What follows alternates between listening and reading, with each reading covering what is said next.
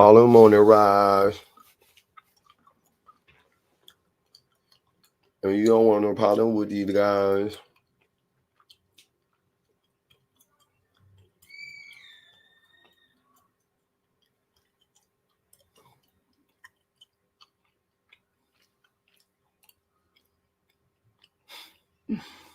Mm-hmm. Oh, shit. Motherfucker.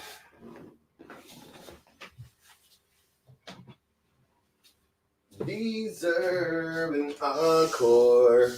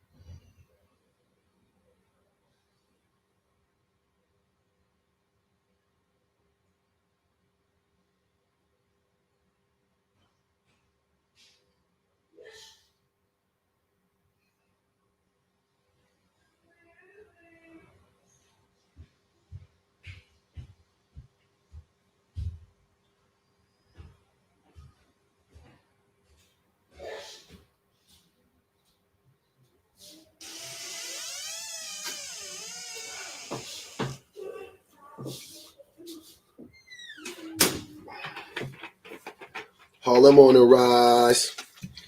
And you don't want no problem with these guys.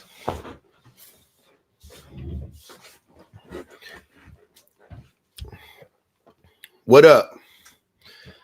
Had to get me some drink. Had to max cool out for a second. I'm sorry. It did take longer than 5 minutes. I lied.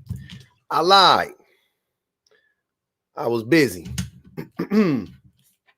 Oh, yeah. Got me some peach tea. Mm-hmm. I feel tropical. I'm a tropical Negro. I ain't gonna lie. Got that peach tea up in you. Let that peach tea get up in. Let that peach tea get deep down in your bones. What's good though, man? We back. Thank you. I do like this hat a lot. I like it a lot. Mm-hmm.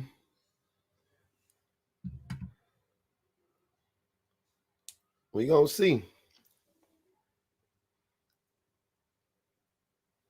Hot honey pepper shrimp for dinner sounds good. You know what that means? It just sounds like a lot of good stuff in there. I like it. Community was good. I will be a man's hell before I be his doormat. Appreciate you, man. Thanks for thinking. We asking the tough questions today, baby. This dude just told me that only 40% of men worldwide have reproduced. Yeah, these men saying anything I don't what's the significance of that? Why do they keep pushing that lie? Do y'all know why they keep telling that lie? I'm missing it. I'm missing the reason why for the lie. I'm missing the reason why for the lie. Y'all, you know what I'm saying? You know? Are men looking for unconditional love or for someone who won't hold them accountable and let them treat them like dirt?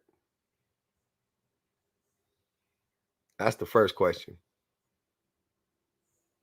Gotta be as Coretta Scott King is crazy, Jay. Crazy. Does be my peace really mean be my doormat? Because I'm only asking the questions that I be seeing. I just be saying stuff that I be seeing these dudes say all the time. Yep, absolutely. A lot of control. I'm just asking the question, but I'll be wanting y'all to really. I want the men to tell me the real for real. Cause y'all be getting mad when I be when I tell y'all what I think you really mean, y'all get mad at me. So I'm asking you. I'm gonna give y'all the chance. You better lose yourself in the music. Does be my peace really mean? What does be my peace mean to y'all? Let me know. Cause be my peace just sound like it sounds the same as what's the one thing y'all be saying? Protection and providing. Be my peace, protection, provide. It's all the same shit. Y'all just be saying stuff. When was the last time you sent your wife on a vacation? Me and my wife just went on vacation. We just came off of vacation yesterday. Yesterday was our day. We go on vacation again in another week and a half.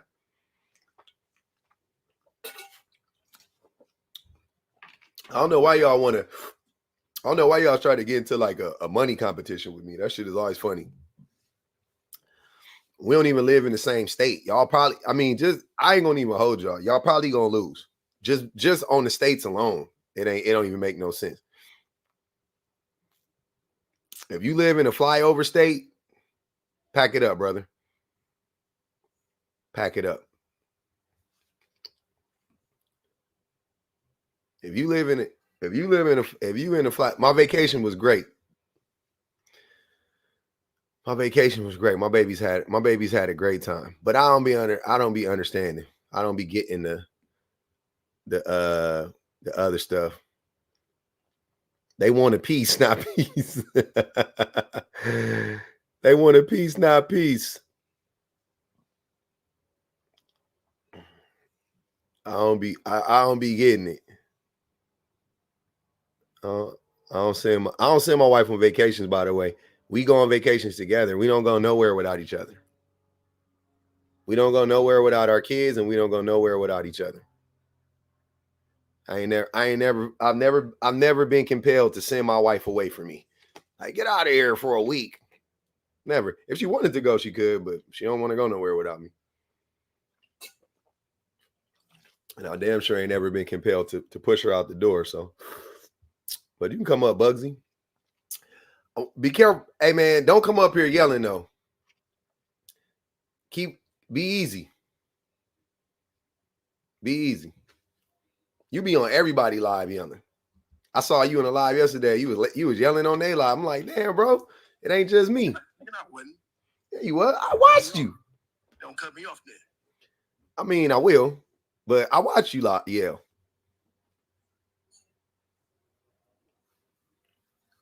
So your wife's self-care is not important? Of course it is. Oh, yeah, because is her self-care. Why won't you send her on vacation? She doesn't want to go. What woman don't want to go on a vacation where she can just relax and do her own thing without the kids and so on and so forth? Tell me what woman don't want to do that? A woman that loves her family? You can love your family a woman. You still need your own personal time. You can love your family to death, but yeah. You still need your own personal time to decompress and decompose and do whatever it is that you want to do. You still need your own personal time. You still need time for self-care. Did you say decompose? Or you're neglecting yourself, which makes you unavailable mentally and emotionally to deal with anyone else. I think you might be projecting a little bit, but that's okay. I hear what you're trying to say. I'm not. You are. Okay, so if you that could be your view. I mean, you're entitled to your opinion. Yeah. But why won't you send your wife on a vacation where she can, you understand what I'm saying? Just have her time and do what she wants to do. I answered the question. She doesn't want to leave me. What do you mean? Are you speaking for her, or is that? That's what she told me. What were you talking about? I don't. I talk to my wife all the time. Let's take a survey. Sure. Let's do a survey.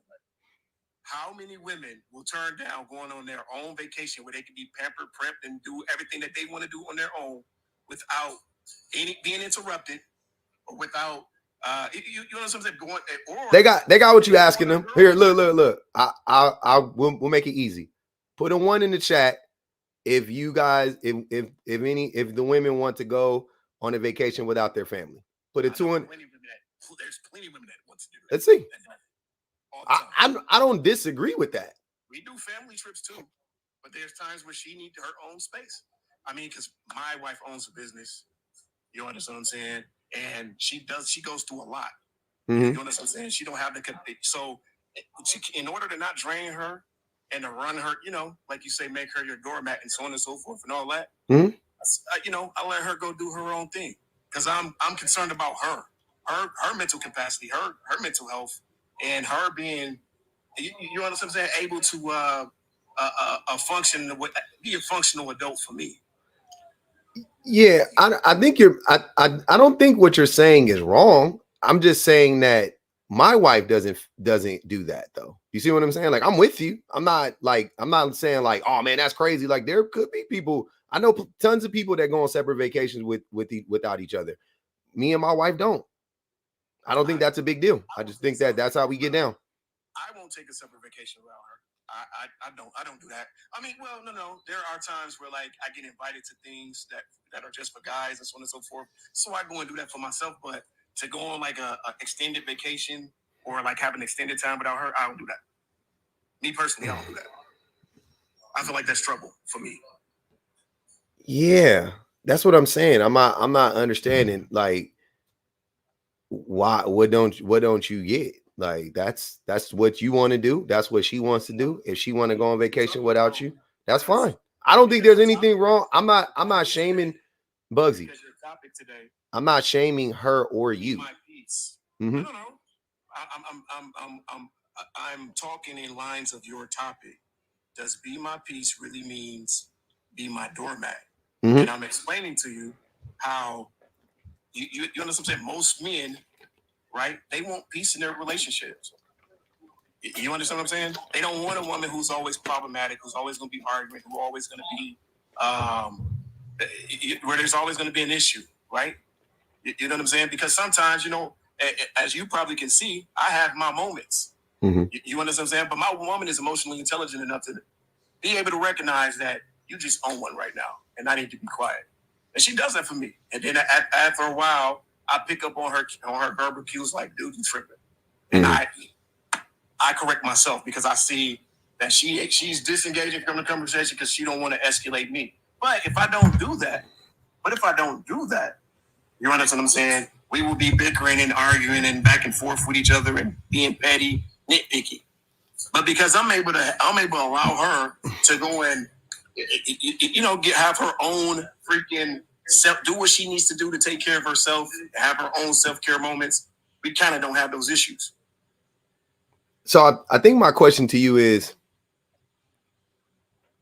well, I don't think you described what, you know, what it actually looks like to me, but I don't want to personalize it for you, but it is personal, right? It's totally subjective. So I'm going to use you as an example right now. So it sounds like you're the one that disrupts the peace, and your wife is the one that has. How is that? What, I mean, from how do you gather that? Because you just said it. You just said, yeah. You, as you could tell, sometimes I'll be on one. I just gave you an example. Yeah. That doesn't mean that's how I am all the time. I just gave you an example. I didn't say you're like that all the time. The statement that you just made, you said you seem like, I'm going to tell you what I see. You seem like you're the one that disrupts the peace. Yeah. And I'm not. I just gave you an example. I was giving you a generic example of like how things work between me and her. You understand what I'm saying? I just gave you an example.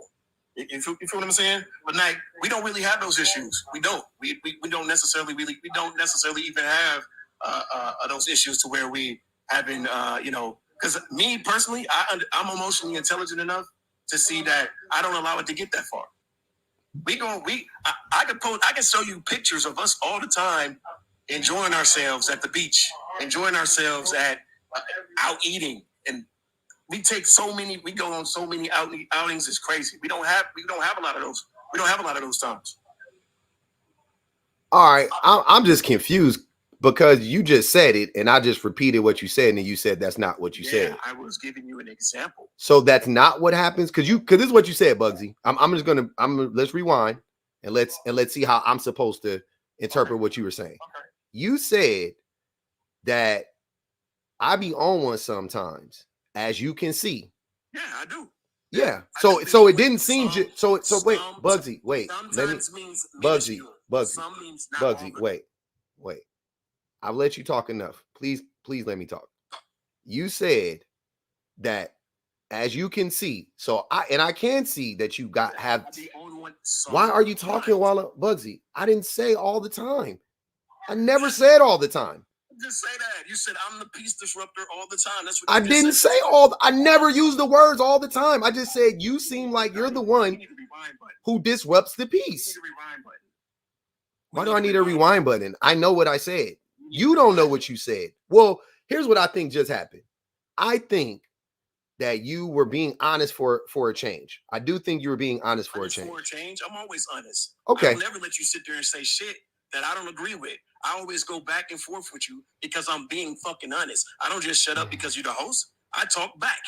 I tell you how I fucking feel, and I'm not afraid to show you if I'm angry. If I don't give a fuck about like you're not. I think you be masking a lot. I know, Bugsy. Like you're doing right now. Like you won't let other people talk because it makes you uncomfortable when people talk. That's being 100% honest. Yeah. Okay. So, like I said, I think that you had a moment. I think you had a moment of honesty, right?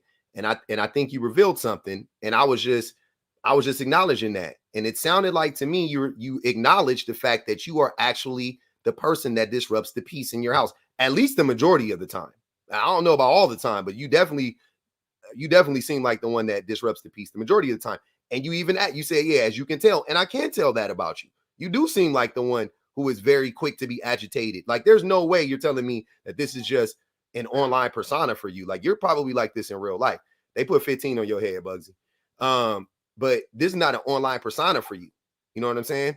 So I gather from that you are probably the peace disruptor in your household. But this is more for men saying women be their peace. And what I get from that is, and you also touched on that, was your wife allows you to just be on one. And that's her allowing you to be that's her being your peace, because she's not like, hey, calm the fuck down, you tripping or whatever. She just allowing you to burn out, and then she whatever, right? And she just pays you no mind. I don't think that that's being a man's peace personally. I think you disrupted the peace, and you're just making her feel uncomfortable so that you can feel better. She's uncomfortable. My woman's a boxer, fool. 25. She's a trained fighter. She's a trained boxer. Uncomfortable? I can't make my woman. 30. My wife is cool, calm, and collective. She got hands, fool. What does that have to do? Wait, are you saying that you thought I was saying that you made her feel uncomfortable physically? I don't intimidate her at all. You said I make her feel uncomfortable. I don't intimidate my wife at all. Physically? She's not intimidated by me. Hold on, Bugsy. Hold on, brother. My wife is not intimidated. 40, 10 more. Bugsy, you missed what I was saying. I'm not talking about physically intimidating her. And that's crazy that you went to physical intimidation. That's not even what I was thinking about at all. But now that you said it, that's another thing that's kind of weird. What are you talking about? Do you physically intimidate your wife? Do you try to? I can just see you're not educated enough to have these type of conversations. What's your qualifications, by the way? For what? You're not educated enough to have these conversations. What is your qualifications to be able to have these conversations with people? Because you're condescending. You're weird. I'm condescending? Yes, you're condescending. And you view everything normally with a negative lens. What is your qualifications to have these conversations with people? Please tell me. What qualifications do I need to have this conversation? You seem to have no coping skills. You get easily agitated by anything anybody says and tries to gaslight, and you gaslight. I get easily agitated? You're not a therapist. Hold on, wait.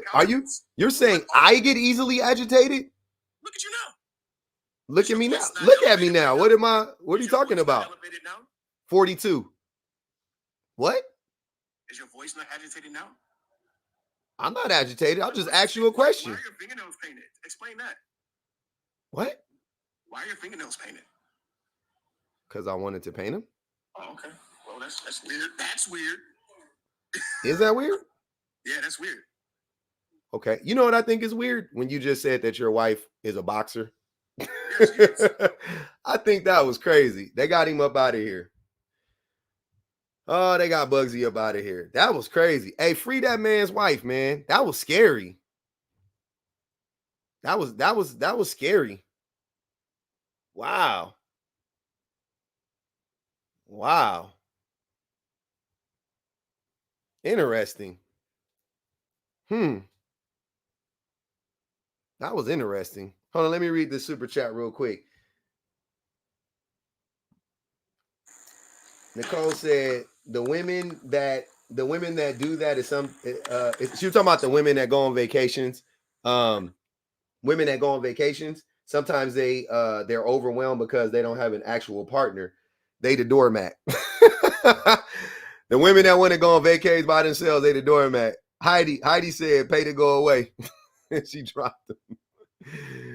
Yeah, that was crazy. Damn, bro. That was weird. That was a lot got revealed in that. I wasn't see, that's why sometimes you just gotta let people talk, because I didn't understand what was happening. I was like, what's going on? What's happening, brother? You just told on yourself like a mug. That man. That was crazy. That man told a whole lot, Lux. That man told you to come up, make a point, and then as soon as somebody clocked the point, go, well, no, that's not the point that I was making. I was trying to tie it into Sir, no. You just in 4K real time told us that you're not that woman's piece. You are not that woman. You literally got up here and said, as you can see. We can see. And we can see. I thought it was. The thing is I like that about him. That was like one of the first times I liked that. I like what he said. I was like, oh, I appreciate that, because that was like some self-reflection. He's like, yeah, you know, I got issues, right? And she be dealing with my stuff. I was like, cool. Also, it ties into the whole him all like, I sent my wife on a vacation, but I would never go on a vacation by myself. Yeah, because you're not her piece. She's your piece. So you need to send her away so she could get peace. Because when she around you, she never gets peace.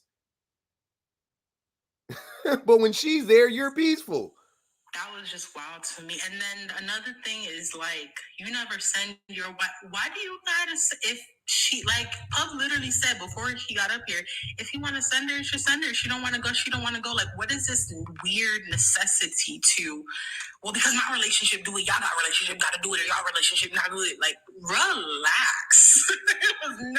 It was never that serious for me. I was, and I'm with them. You heard what I said. I was like, hey, bro, if you like it, I love it. Like, you want to send your wife on a vacation? Nobody said it's bad to go on, send your vacation. Plenty of women in the chat said they would love to go without their man and kids. Yeah. I love that for them. And if they don't, so I know people that do not want to go nowhere without their kids and their husband or their man. Mm-hmm. What is wrong with that? What's Nothing. The issue? I'm confused. Like, what? Like, that's what I be talking about. Like, y'all be wanting to y'all love to scream people are not a monolithic. We don't got to follow y'all rules and da-da-da-da. While also trying to put us in this monolithic box. Like, we got to do this as married people, or we got to do this as people in relationships, or it's not real, or you're abusive, or you're... It's like, sir, you just said that your woman got to put up with this left and the right, and you got to send her on vacation. I promise that woman probably jump, skip, and hop to get away from you on that vacation. She be fighting for her life. She be fine. She be using all her boxing skills to get up out that house. I could tell. She be like, I gotta fight in Houston. That was crazy. I gotta fight in Cali. I like, damn, bro. I was shooketh. I really was. When I asked him that, and he said his wife was a boxer, my whole heart, I was like, what is that? Where? How did we get here? Come from? How did we get here, brother? I think he genuinely thought you meant that. You thought he physically intimidated her. Nah. I don't think that's what was being I wasn't even thinking that. Did you get that from what I was saying? Because that's not what I was saying at all. No, I got what you were saying. No, but like what does you being a boxer have to do with making people uncomfortable? If you're in a space where people are having a conversation with you and you're triggered quickly and people shut down because you are triggered quickly, like what is happening in that moment is they're not wanting to agitate you further. Like Public was saying, they're being your peace in that moment. So all that other hoopla about her being a boxer, like what did I have to do? What did her profession have to do with that? I did not understand. I swear to God, y'all, I was so lost when he said, usually I don't get lost like that. I was like, huh? I was like, where did that come from? Why are we talking about her boxing skills? I'm happy she a boxer. Like, why do y'all, brother, I just want y'all to know something. I am not y'all enemy. I don't be rooting against y'all. That's y'all. Y'all be rooting against me. I don't be rooting against y'all. I'm not trying, like, brother, if you happy, I'm happy. I'm happy for you. Y'all think I'm not happy for you? I am. Yeah, and then he pivoted to the nail. You got your nails painted. I know, bro. Look, Bugsy, I'm going to tell you something. I painted my nails for 2 reasons. A, because I like them. Because I don't do shit that I don't like to do. And B, I did it to piss men like you off. I ain't going to even hold you. I'm not going to even hold you. I do it to agitate men like you. I like making y'all uncomfortable. It's the funniest thing in the world to me that fingernail polish makes you uncomfortable. Fingernail polish don't make me uncomfortable. Like I'm saying, even when I didn't do it, I never was like, oh man, he has fingernail polish. Like I don't even care. I'm like, oh, it look cool. That look cool. I always thought it looked cool. Always. Oh, I'll be that. That you had to pivot into a point about his nails, and we having a whole conversation about being people's peace. You ain't have a point, baby. And when you got clocked, that was scary, man. Stop coming on TikTok and embarrassing y'all women. You came up to embarrass that woman with that story. Stop it. Don't do that to her, man. She deserved better, man. That girl is your piece, clearly. And you up here bad mouthing her on TikTok, saying all types of putting her business out in the street. That was crazy, man. Damn. Oh, well, that's how we started off the live. Welcome to the live, everybody. I'm glad you guys could all join us because we just got started. Let's mic up the live, bang the Cash App. Y'all are ops. If you disagree, let me read the topic because I know some people might be little not challenged. The best of readers. Maybe our glasses don't work. That's what I'm gonna say for today. Let me be a nice person. Are men looking for unconditional love or for someone who won't hold them accountable and let them treat them like dirt? Does be my peace really mean be my doormat? So if you disagree, if you agree, I should say if you have an opposite opinion of the host, please come up because we want to have a conversation. We want some ops up here to let us know what you got. Bugsy, it's 100 to come back up. They dropped you on your behind. I apologize, sir. So it's 100 to come back up. I don't never apologize for them. When they pay to drop you, I ain't apologizing for nobody. I feel sorry for your mother. That's the only person I'm apologize on behalf of your mother. I'm screaming. I got an hour and 15 minutes left to work, y'all. So let me get back on this computer and I'm going to be in the comments. Act right. Computer. So you don't get got. All right, Lux. Computer. Hey, man, this is crazy. Now, look, hold on. I'm broke. Do I look broke to y'all?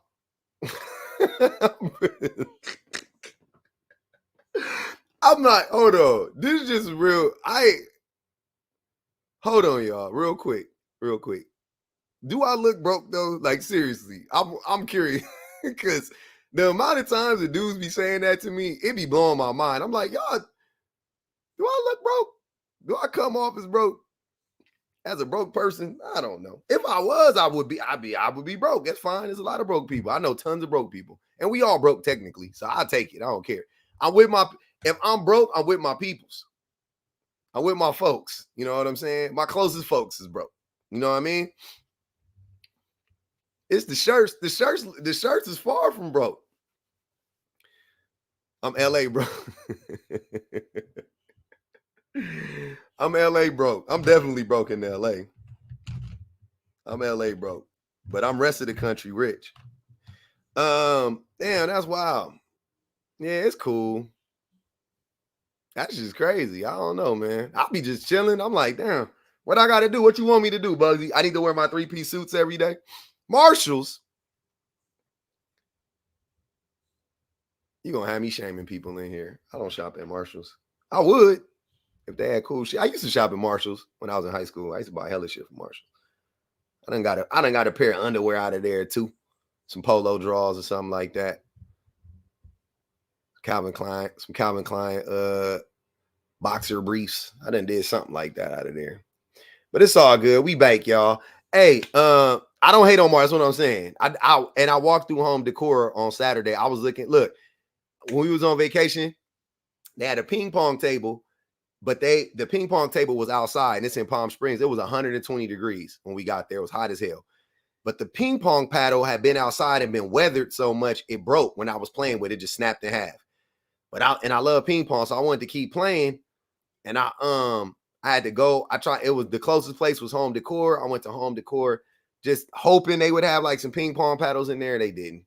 That was the first time I had been in that mug for about 5 years or so, though. I was mad as hell. Anyways, are men looking for unconditional love or someone who won't hold them accountable and let them treat them like dirt? I'm really tired of men lying about looking for love. I really am. I'm really sick of men. Y'all piss me off with this. Y'all really do. Y'all piss me off. That unconditional love. Y'all don't. First of all, love is conditional. First and foremost, right? Like, look, this is how I look at unconditional love. Unconditional love is like when somebody has some terrible news, like they did something, they cheated on you, or they wrecked your car, they totaled your car, or something. They did something really, really bad, right? And then before they tell you, they come to you and say, hey, I got something to tell you, but you got to promise to not get mad. And it's like, wait, what? Why would I? It depends on what you're gonna tell me. Why do I got to promise not to get mad? You know what I'm saying? Like, what if you tell me something that warrants my anger? You know what I'm saying? Like, you gonna lock me in a box? Like, before they try to trap you beforehand. That's what unconditional love is. It's like, so going into it, there's no condition in which I can like fall out of love with you or something like that. Absolutely not. Absolutely not.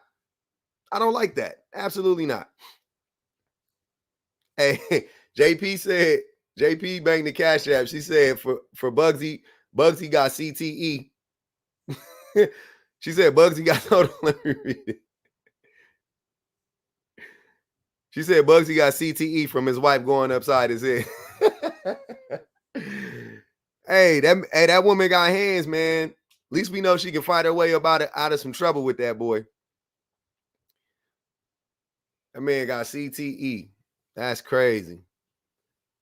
But yeah, that's kind of like how I always looked at unconditional love, man. I don't be playing into that unconditional love shit. Love is definitely conditional. Based on certain conditions, I can fall out of love with you. based on certain under certain conditions, absolutely. I could lose all the love that I have for you. Absolutely. And I don't feel like there's anything wrong with that. I feel like that's fair. So I don't do that unconditional love shit. So especially men's whole get down is predicated on what a woman can do for him. That's the shit that annoys me the most about this. A man's whole approach to dating a woman or marrying a woman or whatever the case may be, it is predicated on what that woman can do for me. That's what it always is. That's what it always is. What can she do for me? Be my peace. Give me, you know what I'm saying? Give me smacks when I want to. Give me smacks when I want to. Cook and clean and do exactly, Shan. What's love got to do with it? I'm not understanding. Hey man, I love everybody. Fuck it. While we on the topic, I love everybody. I love the Starbucks workers. I love the people that work I love the people that work in my son's schools. I love the trash people. I love everybody. But what does that got to do with anything at this point? Like, if you treat me wrong, I'm out. What is we talking about here? That unconditional love, that shit is a setup, bro. That shit is a setup. That's all unconditional love. Everything. How about, look, man, how about this? How about men start dating women and start pursuing women because they want to be in a relationship with a whole human being that's going to hold them accountable and, you know, and you know, be a healthy, you know, like a source of happiness for them, right? A place, a person that will provide stability or something like that. Like, that's fine. But instead, y'all be going into these relationships on some like, what can she do for me? What has Brown done for you type shit? That's what it is.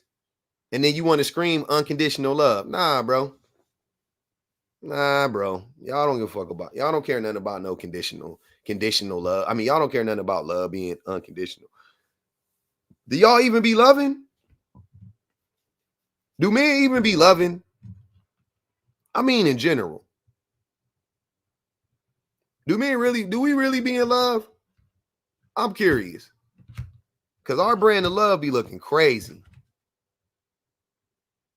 Our brand of love is crazy.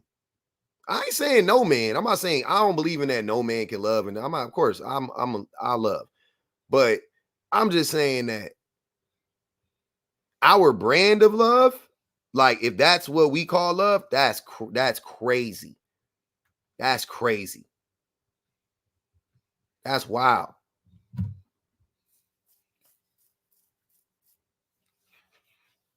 That's pretty wild, man. That's pretty wild.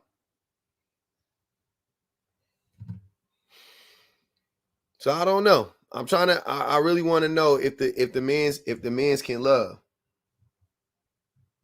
Hey, Kamada, I appreciate you. Thanks for the super chat. Excited that you're here with us. Love is service to some extent, so no. Acts of service is love to them.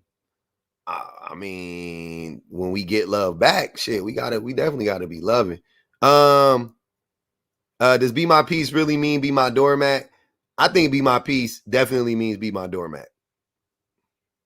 I've never used that phrase personally. Because I never understood what it meant. Because the average, I never dealt with a bunch of women who were like who weren't peaceful. Man, you can't be talking about be my peace when you are the peace disruptor like Bugsy. If you are the person that is most likely to disrupt the peace in the relationship, you cannot then turn around and say, I want be my peace. That don't make sense. You're the person that's most likely to disrupt. How can you then ask the woman to be your peace? How about you be her peace? It seems like she already figured out how to be how to be your peace, because she's not the one disrupting the peace the majority of the time. Right? You're the one who disrupts the peace the majority of the time. But you want her to be your peace. Like, make the math don't be laughing. The math don't be mathing. I don't be understanding it. So be my peace ultimately comes off as let me get away with Smurder. Let me get away with Bobby Schmurder. Exactly, Auntie. How about just don't disturb my peace? Let's start there. Exactly. That's where I'll be with it. I'm like, hey man, I ain't gonna even as a man, I be trying like not to fuck up sometimes. And that sucks because it takes away from you,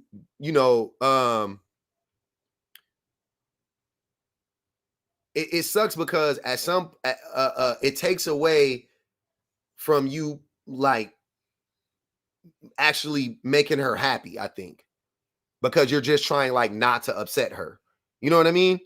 I think a lot of times like men, we be trying so hard like to just not upset the women because we're just so bad at just like not upsetting them that that takes a lot of energy for us. And then now it's like when we think we're doing good. A lot of times we think we're doing good when we're not upsetting her. Like just us not getting into a fight is like, oh man, we're doing good. Look at the streak. The streak's alive. The streak's alive. You know what I'm saying? And then lo and behold, it's like, nah, nah, here she comes. And when she brings up the issue that she has with you, it's usually like, hey, you know, I know, you know, she might even give you a little shout out. Like, hey, I know we're not fighting right now, but I still need for you to do X, Y, and Z. And then men we take offense to that a lot of times. Like, oh, what?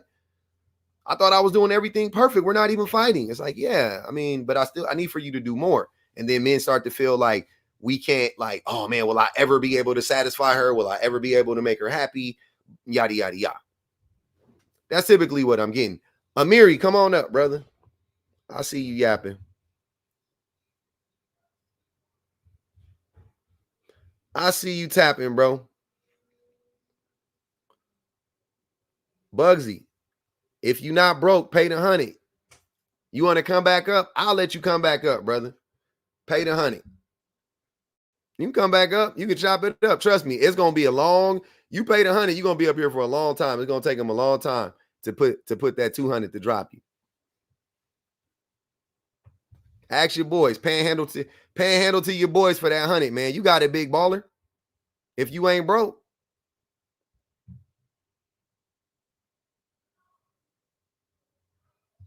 You ain't sending your wife no $100. Send her the 100 and tell her to send it to me. How about that? Anyways, yeah. But a lot of men, you know what I'm saying? Y'all we spend a lot of time just trying not to mess up. You know what I'm saying? As opposed to, you know, really doing what we need to do. Doing, you know what I'm saying, really putting forth that extra effort or whatever. Yeah, that happens. That happens. That's the beef. No, I gotta say, I've done that, and I've done stuff before, and I do stuff sometimes. I be fucking up. It happens. I ain't Bugsy.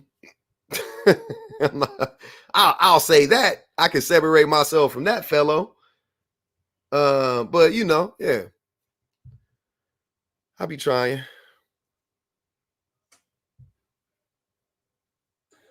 What up, Allie? Hey, Blake, what's up? Chilling.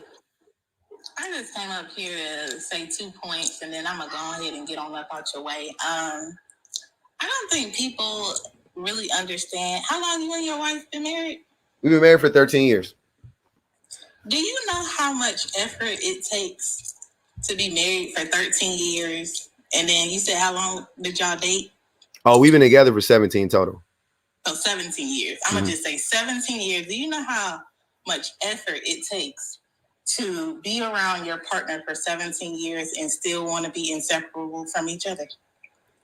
Let's just let that marinate real quick. Yeah. So the fact that he came up here and was yelling in the phone and spitting on it, I'm sure, talking about, oh, your wife don't want to get a break from you. If you can, like, honestly say for 17 years that y'all been stuck like glue the way that y'all have, go ahead and give public a round of applause in the comments. Go ahead and give him a round. I'm sure it was not no easy walk, but the fact that they can go on vacation with their children and they are inseparable for 17 years says a whole lot. Yeah. That's my first point. Second point was it's kind of like what somebody had already said. They was talking about how when you were saying that he wasn't her piece, his next response was, I'm not. I don't pose a threat. Or he said something of. He said she's a boxer. Yeah, he said she's a boxer. I'm like, interesting. That lady had to go and take some boxing classes to not feel. Crazy work. Saying the quiet part out loud. That's very interesting. Has your wife ever taken boxing classes? No, not while we were together. When she was really young, she used to be a champion. She used to do Hapkido, but that was before I met her. She was a little kid. But not recently. No. Not like within the last, or at least since y'all. Not in the last 20 years. Yeah, younger than like 25 years. She's doing. She was like 10 years old. That just says a lot. She feels safe around you. She feels comfortable around you. That's been 17 years ago. She definitely don't need to throw hands to feel comfortable around me. I'm just saying, you kind of ratted yourself out. It's just weird. That's neither here nor there. But if I was you, I would just stay in the comments and just be quiet for the rest of the live. Don't even pay that hundo. Just be quiet for the rest of the live. You might learn a thing or two. All right. Y'all keep liking the live. Appreciate you, Allie. And they on your public, and make sure you bang the cash out. Yep. I'll see you later. Bro. And they on your head for that gum, Allie. Don't let them do that to you. Fight back. It's crazy. Let me see. We got Mona Moments. Oh. Hello. My bad. I was just about to come up here and ask Bugsy. This is in the beginning of the live. Why he caring about what somebody else's wife is doing? That was the only question I have to Bugsy. Well, you can still ask him. He in the comments. He might respond to you. He been in there fighting for his life. Why you care about a wife that ain't yours? Why you care about a household you ain't in? These are all good questions. Bugsy, you bugging me, Bugsy. You bugging the hell out of me, Bugsy. These are all good questions. We all want to know the answers to that. That was crazy. All right, I gotta go, y'all. I'm on work. I'm gone, y'all. Bye, y'all. All right. It was just crazy. Yeah, no problem. It was just a little wild. I ain't gonna hold you. It was just a little wild. I don't get it. Tanisha, what's good? Tanisha? Hello? All right. I don't know what happened. I don't know.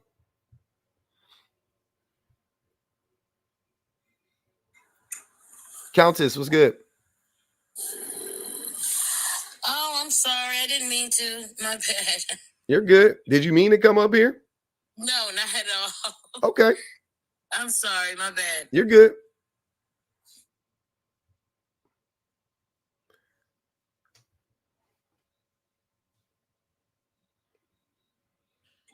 Whitney, what's good? Not a whole lot. Surviving for a Monday. How are you? I'm good. I'm chilling. So, do I need to tell you my pronouns or my age? Oh, no. You good? No. If you want to, you can, yeah. A lot of lives ask for that, so I just wanted to make sure I was following, and being alignment. You know what I mean? No, you're good. Yeah. So the question that you have up there is: are men looking for unconditional love, or for someone who won't hold them accountable? I think some are looking for unconditional love, but I would say a good 30% of men are looking for someone who won't hold them accountable and will let them treat them like dirt. And the only reason why I say that is because a lot of the qualities that a lot of men look for in a woman are qualities that you would most likely ascribe to a child. And that's why I said in the comments that a lot of the qualities that men are looking for are qualities that are present in underage girls. And I think a lot of men don't want to admit to that. And so like what are some of those qualities? Well, for instance, they want to be with a woman that is usually not smarter than them.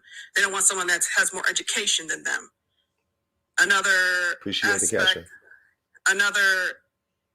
quality that they look for in a woman is someone that is smaller than them. So I know that I have friends who are tall women, and that is always, a deal breaker with some men, where some men are upset that women don't want them if they're not a certain height, but then they flip it and then decide that they don't want to be with a woman that's taller than them. That's another quality as well. And you have to think about it as well in terms of dependency and independency. A little girl is always going to be dependent on a person, but a prescient woman will not be. dependent on a man, especially when it comes to finances, when it comes to just being able to navigate the world in general, whether it's through having employment, which is why a lot of them say, well, I want to stay at home. I want to stay home wife. I don't want her to have a job. I don't want her to be making her own money. I don't want her to be more educated than me, because if she has more, if she's able to make her money, then she's able to, you know, go out and get an education, and then she will straight up leave me. That is the fear. So that's the only reason why I feel like the only women that meet that maxim, those qualities, are little girls, underage girls specifically. Damn. And they don't want to admit to that. So 30%, you know, that chunk of men are what is screwing up society in general. The only pushback I have is I think it's way more than 30%, but I agree with you though. I think it's the vast majority of men want those characteristics. If it was 70%, I think most women, I think it would be way easier for women to find viable partners, but I think it's more than 70%. I think it's like 90% of men are on in some way, shape, or form in that kind of, you know, in that realm or whatever. Because most men don't want a woman to hold him responsible. Most men don't want a woman to you know, call him on his bullshit, you know, things of that nature. We know that. So absolutely. And how is a little girl going to, you know, hold a man accountable? She's not. She's most likely going to be having feelings of vulnerability. She doesn't know how to navigate in terms of, what are the next steps? Should I go to law enforcement? Should I consult an attorney? Like, who should I speak to in terms of family members that they can trust? I mean, it's just the whole social, mental, and spiritual qualities that they are looking for are present in young girls, where they are completely dependent on them.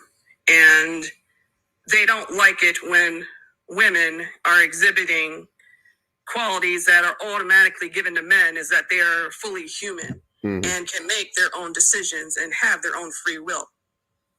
Yeah, I agree.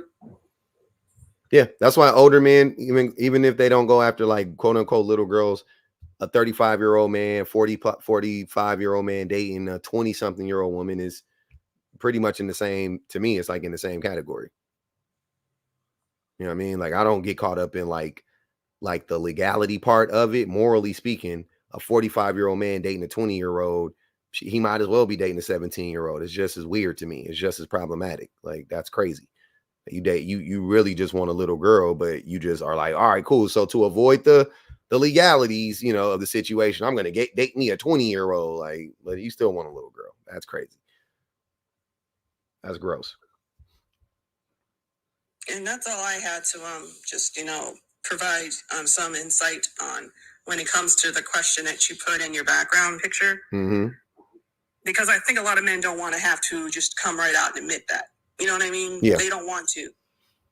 No, so they can't. They construct a society and basically impose that sort of mentality on fully grown women. Yep, 100%. Whitney, I appreciate you coming up. Yeah, 100%.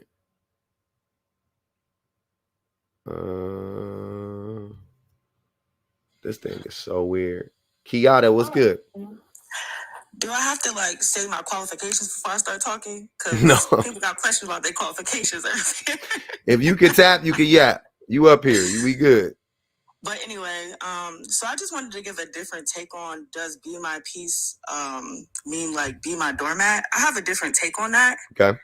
Because I really feel like be my peace means like add to my chaos. And what I mean by that is like, and this is like my experience and my girlfriends and stuff like that. So me, just a little bit of background, I'm a master sergeant in the Air Force. So I'm like a leader, you know, I got to bark orders, do what I got to do, you know, whatever the case may be. And with my man, I'm not like that, but he knows I'm like strong-headed when I was married or whatever. So when I hear be my peace, I hear like, I'm chaotic, I'm unstable, so I need you to add to that. Like, I like the thrill. I don't want you to be a doormat. They get bored of the doormat. Like, it's cool at first because they feel strong. They feel like they're overpowering you at that moment. But then eventually, you know what they do. They'll step out, start cheating on you, start finding those same girls that they claim they want to, have peace by. But those are the girls who going to knock them upside their head, mess up their cars, and do all of that stuff. So from my experience, when I hear people talk about some be my peace, I hear I'm not peaceful. And I really hope deep down inside you're not, because I want you to add to like what I got going on as far as me being unstable. That's an interesting take. I don't think that's for everybody, but based off of what I've seen, I'm 32. Like, man, when I hear be my peace, they don't want that. Like, if you are not adding to their chaos, you're boring, and they will push you off to the side. So they don't want peace though, but they can't. But they like the drama. I mean, I know some dudes that like the drama. They would create the drama too. Like, it wouldn't be like they were like these healthy, high functioning human beings, and then they would be with these like low functioning, erratic women. You know what I'm saying? It'd be like they would be chaotic. They would create chaos, but she would match his energy, and he liked that shit. You know what I'm saying? So they both was, like you said, they both would be going crazy on each other. That's I see that all the time, because it makes them comfortable. Because it's like, you don't want to feel uncomfortable in a relationship when like your woman is like, or your partner is like calm and cool and collected, and you're the one that's out here erratic. You know what I mean? So, of course you want, I won't say like that happens all the time, but I could see like a group of people being like, like, I want somebody just as crazy as me, or, that way I don't feel so bad or whatever. So, man. Absolutely. Because like, because I'm dating, I've been single for like 3 years. So it's been slow, but progress is progress. But when I hear people like, hey, I just like to be in a peaceful environment, or somebody said I like a person who is conducive to my peaceful environment, I think that's where I'm kind of like, okay, cool. Like, that means you're working on yourself and working on myself, cool. But as soon as I hear I need a woman to be my peace, you'll never hear from me again. It's a triggering statement for sure. Like, I can see that. Like, I don't, and like I said, it's the same. We got to put all of these things in a box and throw them away. Like, because they don't serve any purpose. Saying you're a provider and a protector, telling a woman to be your peace, saying you want unconditional, like all these things, they don't mean anything. They've lost all their meaning, because you guys just, what I'm saying, the men just abuse the word, all of these terms and words, and they don't live up to any of this stuff. Absolutely. You know what I'm saying? What was the guy's name on here earlier? Bugsy. Yes. So him, right? You did exactly what a lot of women do. Ask simple questions, and they spiral out of control. So if I were to ask a man, what is unconditional love to you? They'll get frustrated because they don't know what that is. Your mother gave you unconditional love because you're her mother. I have 2 children. I have unconditional love for my children. But for my significant other, wouldn't you want some type of conditions laid and boundaries and, things like that, so you make sure you're respecting each other? Like, wouldn't you want that? I feel like unconditional love in a partner is a fairy tale. It should be. And they use that as a cover of, well, this isn't unconditional love. If you love me, you wouldn't leave me because of this. Whoa, sir. No. I'm leaving because you disrespected me. Love has nothing to do with it. And they set up the terms of the terms of the agreement. It's very much like, it's like, oh, you will leave me over that? Oh, you gonna leave me over? It's like, yeah, like absolutely. Like, what did you think this was? Like, huh? And back to the previous woman's point, like I told you, my career, I have a career. I can pay my own way. So if I'm adding a partner, it's because literally that I want to share my experiences. I want to share the things that I have, my exciting times, the vacations that, obviously you can't go on with your spouse anymore. Those types of things, like, I want to share that with you, but I don't need you to give me those things. Now, I will see your character once you have a woman that matches you. That's when you really see a man's character, when you can actually match them in intelligence, money, career, time, you doing things that make you happy. Like, I literally had a man. That ain't hard.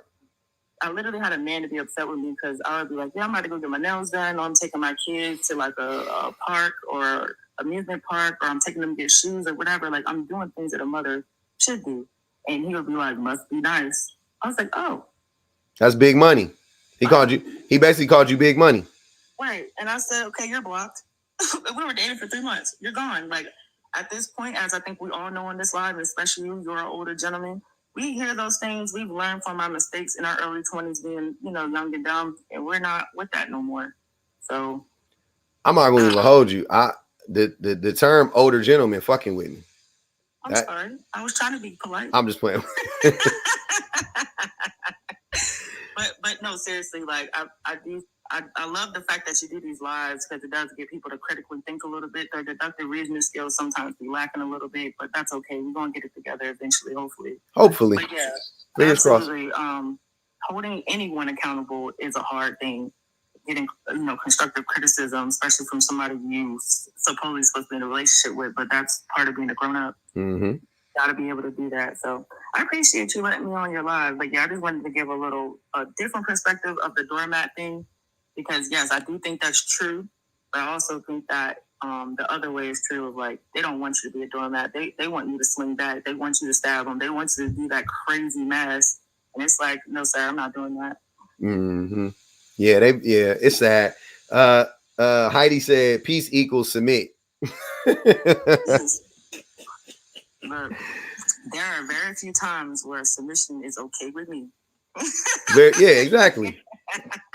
You submit in different circumstances. You submit. That's fine. But yeah, but yep, I appreciate you. You're doing great things. Thanks, Kiata.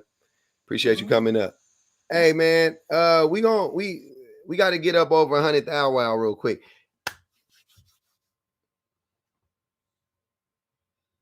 That's cool. That's cool. You call me Unc. It's all good. That older gentleman, though, that shit kind of hit a little different. I was like, damn, older gentleman. Do I look that old? I think I look my age, but whatever. It's all good. She literally just quoted me.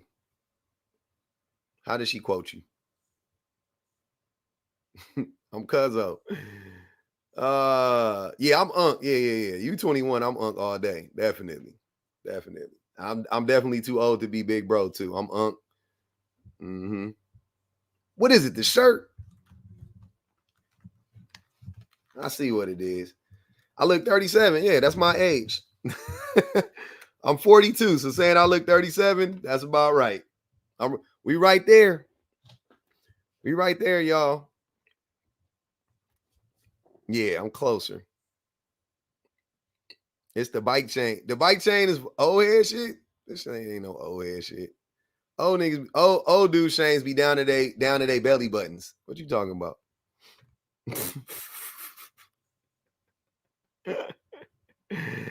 Oh my God. Y'all fashion need to get check y'all fashion, man. Y'all fashion be kind of off. I ain't gonna hold you. 28 big cousin. Yeah, I'll be cousin. Anyways, I'm looking for we gonna try to find the haters. Hold on. Wait, look at this. Look at this, man. We got one. In my experience, women want to submit to a man only a certain caliber of man. Come on up, dirty, rotten people. I invited you up, brother. You've been in here tapping. You was in there tapping earlier. I know you like to yap. You've been begging me to give you some attention. Here you go, man. You got it. Come on up. Don't be scared now, brother. Here, let's mute him. Oh, he already okay. We'll mute him. You can come up and get your rights restored, brother. We gonna mute you. We gonna mute you for now, though. Don't worry about it. What do y'all even really mean by submit? I don't know. Submit, it all mean the same stuff. Submission, be my peace, unconditional, all that shit mean the same stuff. He don't ever be at home. He always be out in the world. All that stuff mean the same stuff. All that stuff mean don't don't question me, don't challenge me, don't hold me responsible for anything. Let me lead you, but not really like they want to be the leader, but not actually do the work of a leader. They just want the title of a leader, and they want the benefits of being a leader in their mind, which is like to never be questioned and to be able to delegate responsibility to everybody and never have to actually do much or do anything. Don't expect me to apologize or communicate. Jesus. But that's usually what I get. I appreciate the new sub, H. That's usually what I get from that, Huntress. Thank you. That's what I get from that. It's a lot of that going on. It's a lot of dudes. Y'all said pay 50-50. I guess. I don't know if that's submission, paying 50-50, but yeah, it's crazy though, man. It's a wild thing. Hey, what's good, brother? Man. You there? Yeah, can you hear me? Yes, sir. How you doing, man? I'm doing great, brother. How you doing? I'm doing pretty good, man. I just saw you up here. I did tell you the other day, I think when we spoke, I said the next time I saw you go live, I was going to jump up. So, I do want to say, I think I agree with all your points right here. And I do think that not just men, when it comes to unconditional love, I think that's everybody with unconditional love, because you can't just love somebody unconditionally, you know, like everything has conditions. So like, you're not going to love somebody who's just treating you like, you know, like dog crap or anything like that, you know? So I think women do that a lot though.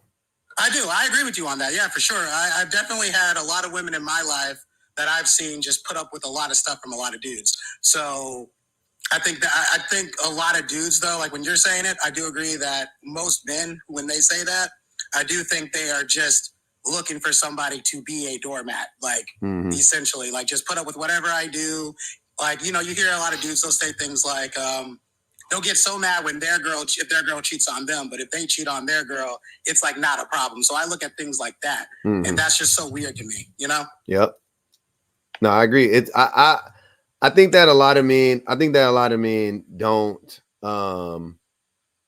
when they talk about, like I said, when men talk about unconditional love, it's literally just don't like, well, don't get mad at anything that I do, or if you do, then you got to forgive it, because you're going to leave me for that. You're going to leave me for cheating you. You're going to leave me for abusing you. You're going to leave me for neglecting you. You're going to leave me for not helping you out. You're going to leave me for that. Like, it's a lot of that. Like, I thought we was in this forever. I thought the love was conditional. It's like, nah, bro. And they start the guilt trip, and yeah, that goes down so often, and it's always perplexed me, because I don't know, like I grew up in a put together household, I guess a complete household. I had a mom and a dad. They did get divorced, but they did do co-parenting very well. And some of the things that I saw my dad do that led to my mom and him divorcing, I just looked at that and I was like, I don't want to do that. I don't want to do that to the person that I choose to be with, you know? So, you know, eventually, you know, he got better in his ways as he aged, and as I got older, we could talk about things more. And, you know, of course, there's some things that my mom was doing that, you know, wasn't helping, but at the end of the day, like, it was his overall action, his final action that led to the demise of that. So I just told myself I don't want to be that type of dude, and I just want to be the type of guy who tries to listen to his partner and see what and like try to, you know, attend to their needs and things like that. That's smart. Yeah, that's a good approach. And I would say that the be my peace, I've never heard I never heard any dude say be my peace without the stereotypical like red pill stuff coming with it. Like, you know, don't talk, you know, not even don't talk, but don't talk back to me, submit to me. And I think me and you were on a panel not too long ago, and I had asked, like, why is it when it comes to women having to be submissive that we see that as like feminine? I've never understood that, because that doesn't make sense to say that, because you got to submit as a dude too. So yeah, well, yeah, I don't use the word submission to describe, you know, I use cooperation to describe what happens in a relationship, because, and I mean, and technically, you know, you can submit Like I can submit to my wife on certain things because she has a, you know, she's an authority in certain areas, right? Like, because she has the education or she has the experience. So I can submit to her here and she can submit to me there, whatever the case may be. And if that's what people are saying is submission goes both ways, then fine. But typically that's not how the men use it. So that's why I don't use it that way, because I know what they mean when they say submission. You know what I mean? No, it's literally doormat. Yeah, it's doormat. It's literally, I want you to cook, clean, do all that, and don't say nothing to me. Yeah. Be my don't challenge me too much. You can say something every now and again, but for the most part, don't nag me. Exactly. A lot of that. So yeah, I'm just like, nah, you know, cooperation is the key. But that's how me and my girl operate. Like for example, we just set this between the two of us. I don't really like doing laundry. Like, laundry gives me the most anxiety. She doesn't really like doing dishes. It gives her anxiety. So I do the dishes. She does the laundry. Like, we talk about the things that we need done and how we can help each other out and help each other do these things to make our lives easier. Like, the idea of roles, just, you know, everybody's got a role, I guess, quote unquote. But then, like, not everybody's roles function the same. So, like, the way me and her relationship works would not be the same as, you know, Tom, Dick, and Harry. You know, like, they may have different roles that they do with whatever they got going on. But I just think it's best just to compromise, attend to each other's needs. You're in it together. You're partners. You're, you know, lovers. You're all of that. So the best thing to do is to do whatever you guys both need to do to be able to move forward and be happy. Facts. 100% agree, brother. Thanks for coming up, fam. Appreciate you. Yeah, man. I just wanted to holler at you real quick. That was all, man. Yeah, I appreciate that. You too, man. Thanks. Let's see what we got going on. Got some people up in here. What's up, Auntie? I just wanted to throw another thing in there that I also, although I agree with what you're saying in the background, I also do think that they say these things to preload the relationship, to blame it on women. So if you think about all the things that, whether it's love me unconditional, be my peace, submit to me, those are unattainable things. And so I think they set us up so they can blame us later. They say, see, I told you to love me unconditional and you didn't love me unconditional. Like, and I came to that realization because I was watching a video. I don't know if you see this video of, they were on vacation. It was a couple and they were on vacation. She had heels on and he was all like, oh, we got a mile to go and I don't want to pay for Uber. So I'm going to give her my shoes. And there was a man that like reposted it and was like, oh, this is crazy. The men in the comments were like, it's ridiculous. And I was like, well, if y'all want her to submit, like if y'all want her to trust you and be reliant on you, this is a small example of her being reliant on you. You're mad that she's relying on her husband for something little. And that made me realize that I don't think they actual want us to be relying on them. They just want to say that so you can fail. And so, and even when looking at this, like they say, I want you to be unconditional because it's not obtainable. Like you can't love somebody unconditional. That's not going to happen. I can't be your peace. Like peace doesn't happen from the outside. And so I think part of this, although yes, I think it is some of this stuff, but part of it is I think they try to front load, because I've been in relationships where I've done all the things that they quote unquote said and they still complained about us not fighting. Oh, that's what Kiata was saying. Like men be wanting the chaos. Yeah, I had an ex that actually the ex that I think didn't like you, that I told you about before, that didn't like you. He at two times that it made me realize that. For one, he kept pointing out that we never had a fight, and he's like, why don't you cuss and fight? And I was like, because that's stupid and we can talk about it. And then one time we had an argument. I came with a logical answer and he goes, why are you so logical? And I was all like, okay, that was strike two. Like, so you want me to be chaotic with you? Like, is that what's happening? So I don't even think they really want that. They just want to front end it so we can fail at it.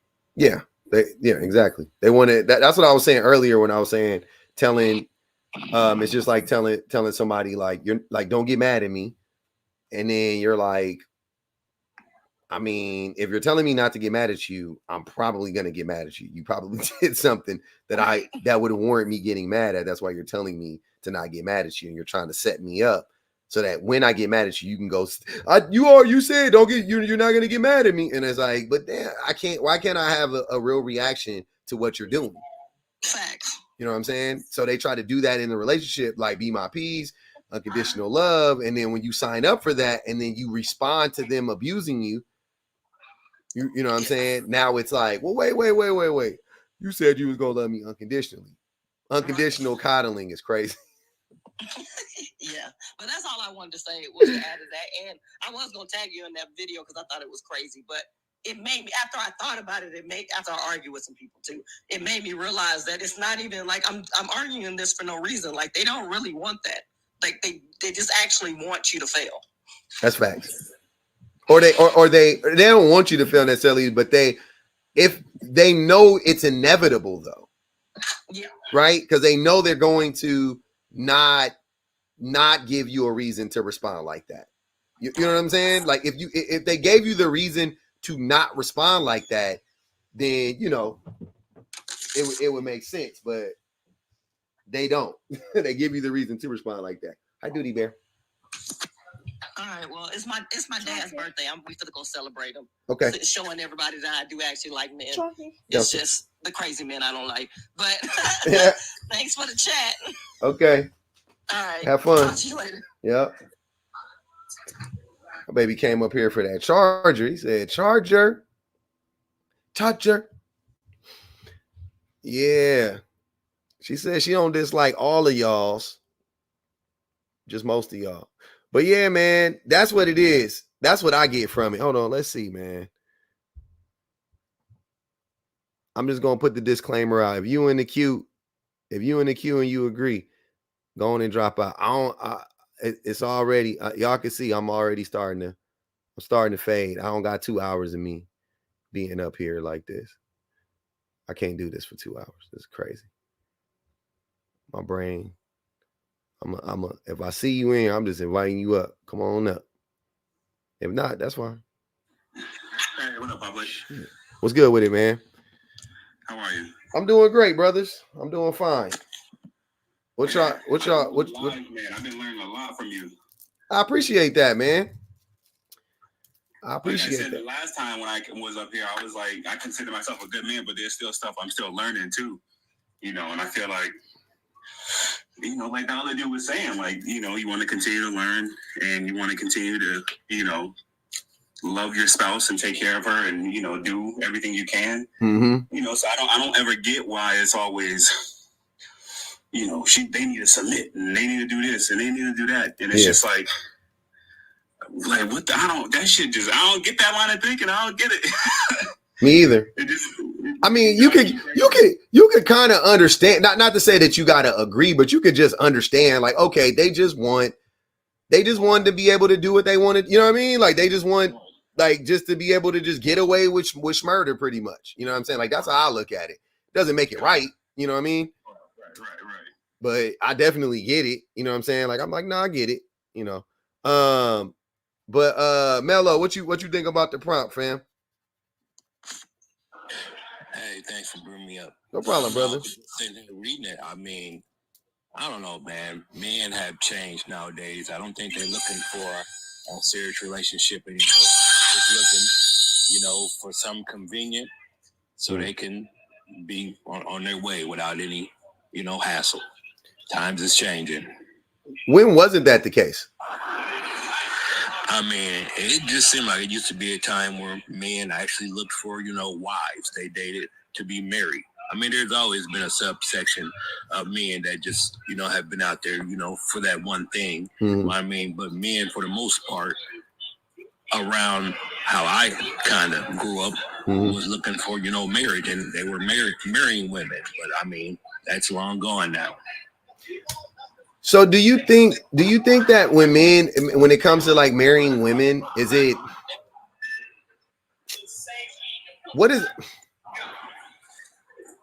okay, I'm trying to figure out how to phrase this so I could, just because men want to marry women, does that mean that men actually want to treat women right? No, I mean, you do have some people that's marrying out of convenience, so they got more of a wife slave. I mean, it all depends on if a person has truly healed and they understand all the subtle nuances of being married. So for the most part, I would say a lot of people just don't understand all the intricate details of marriage. So they weren't brought up right and they end up mistreating people because of that. All right. I'm peaceful. I'm gonna ask you a question. Do you think that men are marrying women to, or were historically marrying women to treat them right? Nope. That's what I'm saying. That's why I'm like, I think Mello, I think that's where the disconnect is, because saying that like me, like, okay, because basically what I'm saying is that once upon a time in our environment, in our culture, you know, being like openly, you know, promiscuous, men or women, was frowned upon, right? It was a lot of purity, you know, politics going on, right? We get that.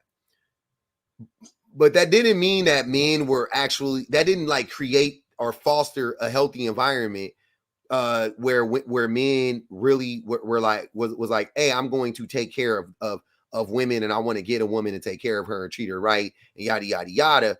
It was never that. It was just, oh, let me go on and get married because that's what I'm supposed to do, and that's what they're telling me to do in society. You know what I mean? So trying to say like now, like, oh, men have changed. Like, I don't think men have really changed that much. I think society has changed. Would you agree with that? Or do you think that men actually have changed? I'm very curious. I mean, I think society has changed, but I think men also within society has changed. I mean, for a whole, because I just look at the values just aren't the same. Because I think men used to take pride in going to work, working long, hard hours, and being able to take care of his family. You know, now I don't think it's really like that anymore. That's why I said, because they're not looking at, you know, working them hard. You know, I got hold on, peaceful. Let me answer Mello, and then you can go. Because most men, when they work long, hard hours, they still can't take care of their family. So it's not like they don't take pride in it, but that's a big part of it. So society has changed. I don't think men have changed, bro. In this, I'm being honest with you. I don't think men have changed much. I think back in that day, the way society was set up, right, for men, there was a window in this society where society was set up where all men had to do was go to work. And for the most part, if you went to work, you could buy a house, you could buy 2 cars, you could, you know what I'm saying? You could have kids could play in the front yard, all that picket fence, all that type of stuff, for the most part, right? And to me, that's like a consolation prize. That's a participation trophy, because everybody got that. You know what I'm saying? Like, everybody got that. I don't mean that in a literal sense, but I'm saying it was way easier for you to go to work. You know, no matter what your job was, for the most part, you could still buy a home. You know what I mean? You could still buy an apartment if you're in New York or whatever the case may be. You know, wherever you work, you could still own some property. You could own some land. Like we were talking about earlier, college was free. All of that stuff. Like, so we had a bunch of like participation trophies going on for men, because we didn't have to really be competitive. You know what I'm saying? You know what I'm saying? Like, we really didn't have to be competitive. But I mean, now it's like, no matter how competitive men are, for the most part, you can't do what you're saying. Most men can't do what you're saying, or what men used to be able to do financially. Like, most men can't go to work and make enough money to support and sustain his family to any real, you know, like, not, you know, not scraping by, you know what I mean? Like, buy, like the same things 1-to-1. Go to work, you can buy a home, you can buy 2 cars, kids can go to college. Like, you can't do that on one income, like, for like 99% of people, you know what I mean? Like, for the vast majority of people, that's just tough to do. You know what I'm saying? So once again, like, I don't think men have changed that much at all, because men were abusive back then and men are abusive now. Men were neglectful back then and men are neglectful now. Men want to, you know, extract all the labor out of women and all the intrinsic value out of women, and men want to do that now. Like, I'm not understanding, like, where is this where's the difference? You see what I mean? Like where's the difference at? I'm not seeing it. But go ahead, Peaceful. No, you hit everything that you said. You know, you answered my question for the most part, because I don't know if he said code of ethics or like, I don't know what he said earlier, but he said something about how values or something like that back in the day. And I just be always wondering, what are you talking about exactly? Because to me, it just seems like it's always been, you know, men that are, you know, taking things, hurting people, you know what I'm saying, making up lies, manipulating, doing all these different things. And it's just, I be just trying to be like, what? It don't sound like it's that different. You know, it's like you guys are complaining because, you know, women, like you said earlier, can, you know, open up a bank account, you know, and, you know, basically can do their own thing in terms of finances, and that they don't need us for that. Mm-hmm. So I think that's like the only thing that I can see that, like, you know what I'm saying? Like that, like, I would hope that you would want somebody, especially in this economy, to be working with you. You know what I'm saying? Because I like enjoying my family. I like being with my family and my wife. And it's just, back then, yeah, you could. You know what I'm saying? Yeah, you could go to work 35, 40 hours a week, come home. You got Friday and you got Saturday and Sunday off. You know what I mean? Like, you can kick back, and when you know what I mean? Like, it was just a different life. Like I said, like that, it was really like it was a bunch of participation trophies going on for me. And racism. Stupid racism. That always gets left out. Every time I bring something up, they're always like, yeah, the good old days. And I be like, damn, you really gonna pass over like racism, misogyny, yeah. Misogyny, really beating the shit out your wives, like still now, but you know what I mean? They just make it seem as though that it wasn't like that. And it's like, yes, it was. Like, that's crazy. Yeah, it definitely was. Like, they romanticize it because they would give up. I think a lot of black men would give up whatever progress we've made as black people to get back into a place where they have access to women. And that shit is stupid. I don't get it. I mean, I get it, but like, what the fuck? I think they would. I'm like cussing and stuff. No, you good. Yeah, I just think that a lot of black men would. So yeah, Mello, I'm just curious, brother. Like, I don't get it. I'm not seeing where men are so different. But I think my question to you is, do you agree? Or well, how do you feel? Do you agree or disagree that when men say "be my piece," that what they really mean is like for a woman just to be like subservient and to be their doormat? That's actually a pretty excellent question. If somebody really knows what their peace is, then you know that peace comes from within yourself. You create and you maintain your own peace. It's up to you to find someone that won't disturb that peace. Mm-hmm. You know, that can. I mean, I think that's what they mean. I think that's what they mean, though. No, because some people expect throughout their chaos that they expect their mate, you know, to bring peace to them. True. You know, in midst of their chaos, even though they're supposed to create their own peace when they're going through something, and not expect them to try and pull them through it. The reason why I say that I think that it's also men being like, you know, like, don't question me or whatever, you know what I mean? Like the man is like, I'm peaceful. Like, basically what men want, they want to be in a relationship with the woman, be able to go to work, come home, and neglect the woman, and then not have the woman like challenge him at all and challenge him to, you know, step up, you know what I mean? Or whatever the case may be, to be a better man or be a better husband, or, you know, show up, or whatever the case may be. That's what I think most men are looking for. So that's what I get from Be My Peace. It's like, I want to be able to come home, not do much, kick my feet up, not pay, you know, pick up the babies when I want to pick up the babies, and pay attention to the kids when I want to pay attention to the kids, pay attention to you when I want to pay attention to you, not when you need me to pay attention to you, or not proactively pay attention to you. I want it to be a reaction. You know, I want it to be like, I Like, I'll come around when I want to come around. I want to be able to go in my man cave. I want to be able to watch as much sports as I want to watch and drink as much as I want to drink. And like, it's like that. You know what I'm saying? Like, that's what I get from it. And they're like, don't disturb that, because that's my peace.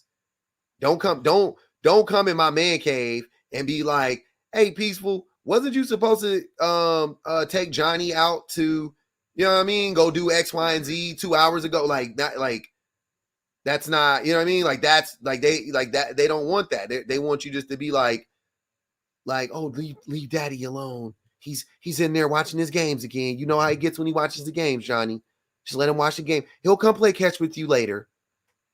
Later never comes. You know what I'm saying? So that's what I get from Be My Peace most of the time. Yep. And don't disturb me while I'm trying to build my legacy. That's exactly. Don't disturb not building my legacy. God damn. Not to build my legacy. Yep.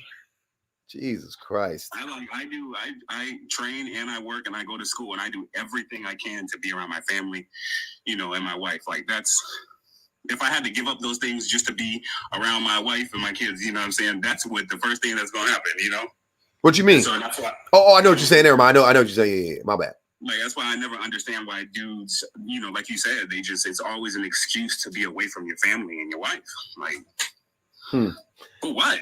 That's, you know, and then I was talking to one of my boys the other day, and it was just like, you know, it was something that you said about how we turn around and try and be, you know, be victims and then be the predator at the same time. And it's just like, how does that work? You know what I'm saying? That's hella contradictory. So, yeah. Yep. Fair question. I've been asking it for weeks and nobody ain't been able to answer it.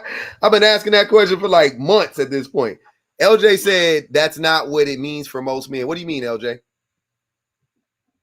Yeah, it is. It's not.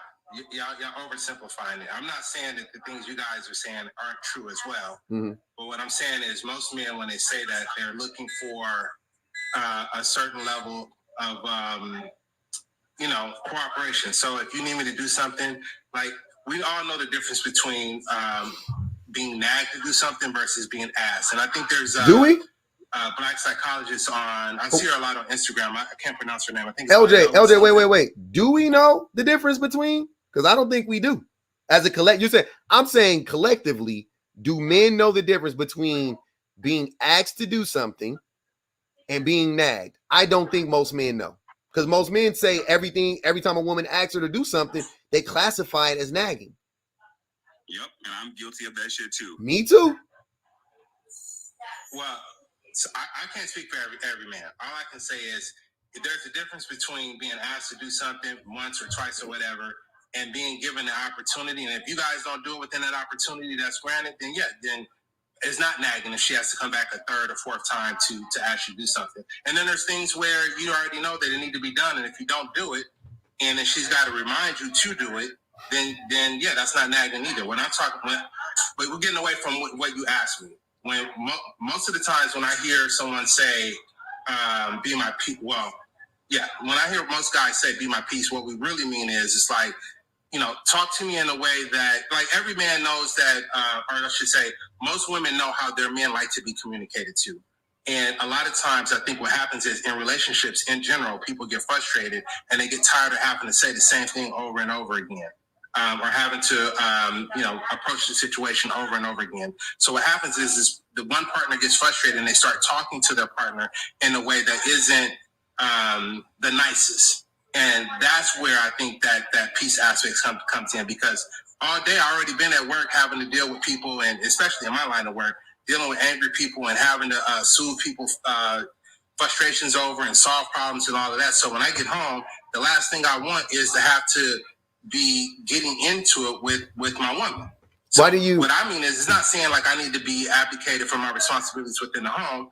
Just don't talk crazy to me when you're telling me what you need me to do, and communicate it to me. And LJ, do you think most women have a problem with communicating with men? Do I think most women have? And let me ask the question a different way.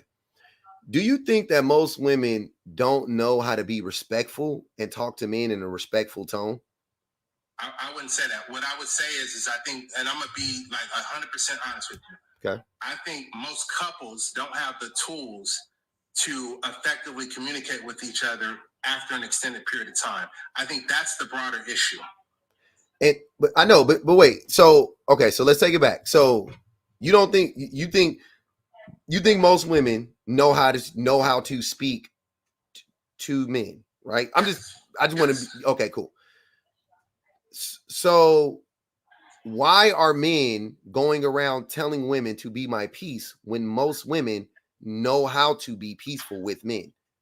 Could it be that it's not what you're saying it is then? Because why would you need to say something? What I'm saying, I'm not trying to place the blame on women. What I'm saying is that, and I think that the most studies, and there's a reason why there's a such thing as couples therapy. I think the majority of times couples lack the tools to communicate effectively after an extended period of time. Year 5, year 6, year 7. Some people learn to work through without going to therapy. Others don't. And I think that is a large contributor to why some relationships fail. Like if one of the partners in the relationship is not a good communicator, it could be the man, it could be the woman. Mm-hmm. It's going to create issues because they're a unit. And you can't have one half of the equation be really good at something and the other half not be good. It won't work. I agree. I think both parties need to have emotional intelligence and good communication. But once again, I would agree with you that the large portion of the time it's probably the men that need the work. I would agree with you. I know. So I'm saying, but here's what I'm saying, LJ. I know that, you know that. I think the men know that. So when they say be my peace, it can't be that then. It can't be what you're describing because most women know how to communicate with us. You see what I'm saying? Most men haven't run into a bunch of women that don't know how to communicate with men. You see what I mean? So that doesn't make sense to me to say that that's not what it to try to make it to try to say that men you're trying to rationalize it, right, in a way to make it seem like men aren't trying to manipulate women in some way with this phrase. And I'm telling you without a doubt, unequivocally, that they are. They literally are. That men are just trying to use it as a way to manipulate women. That's it. Because it's not rooted in anything real or common. Because you and I both agree that most women know how to communicate with us. They know how to watch their tone and all of that stuff with us. So why do you need to tell women? Okay, let me be abundantly clear. Okay. And not tiptoe around it. Okay. What I'm taking what you're saying as I'm gonna play your game, as you like to say. Okay. I'm taking what you're saying at its face value, which is the man is the problem, the woman knows how to communicate, right? What I'm saying is in that scenario, the men, I'm not saying that they're being manipulative, you are, but what I am saying is that they don't have the tools to be able to say, hey, when you ask me to do X, Y, or Z, I would appreciate it if you approach it this way, or I would appreciate it if you approach it that way. Most men don't know how to have that conversation. And what happens is that if the woman is the better communicator, she gets tired of carrying the load, right? So if she gets tired of carrying the load of doing, but wouldn't that prove that he's the one that doesn't know how to communicate? Because you just said I just said that. I know, but so he's the one that's disturbing the peace because he don't know how to communicate. That's my point. So once again, it wouldn't be him saying be my peace. That doesn't make sense. He's the disruptor of peace because he don't know how to communicate. You see what I mean? Like it doesn't make sense. Brother, I promise you, it doesn't make what you're saying. Based on what you're saying, it doesn't make sense. And my wife would debo my ass if I told her after she asked me a million times, I would appreciate if you come at me differently. Hey, brother, that's hey. When I tell you that's a recipe for disaster because I've done it. That's a recipe for disaster, brother. She already shouldn't have to tell you to do something. She already shouldn't have to tell you to do something. The shit she be telling you to do be stuff you should. What? Think about this. How often do men have to tell their wives what to do? Almost never. Almost never. Our wives constantly have to remind. Oh, I got it. Hey, LJ, it sounds like it's a fight going on in your background. I'm gonna mute you up. Almost never. The women be having to tell us like, hey, remember to pick up the kids. like don't forget to pick your kids up from daycare today. Hey, your son gets out at 3:00. Don't forget he gets out at 3:00. Be at the bus. Hey, don't forget we got baseball practice. Like shit that you should be remembering. She's telling you that, and then she'll remind you again, or she'll do the hey, did you pay that ticket? I haven't paid it yet. I'm gonna pay it tomorrow. I'm gonna pay it in 10. Pay it right now. No. I'm gonna pay it in 10 minutes. Oh, okay, whatever. 2 days later. Hey, did you ever pay that ticket? No, I didn't pay the ticket yet. I'm gonna pay it right now. Pay it right now. Please don't talk to me like that. Like, what the fuck? What's happening, man? That's all I'm saying. Like, maybe, hey, man, this could be one of those moments y'all could tell me that, hey, if this ain't happened to you, if this is me, cool. I'll take that. This just public projected, because that's how y'all like to paint the picture. He just projected. Okay, cool. If this ain't happened to you, gentlemen, then it's just me. Hey, I don't mean to interrupt. Go ahead, brother. Quick, Go ahead, if Jose. you allow me back up, I'll finish explaining what I was trying to say. Okay. Yeah. Come up whenever you get ready. Mello, has that ever happened to you?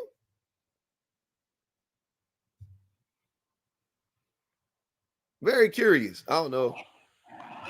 No, hey, see, now remember, public, I told you I was a latchkey kid, so I grew up responsible, knowing times and dates and birthdays and all of that. So I've never had that problem. I've had to remind her, what size they wear, when the doctor's appointments are, because I've always done that stuff. And I've always worked around their schedule. So it's always been me. So I've never had that issue. Okay. Well, Peaceful, have you ever had that issue?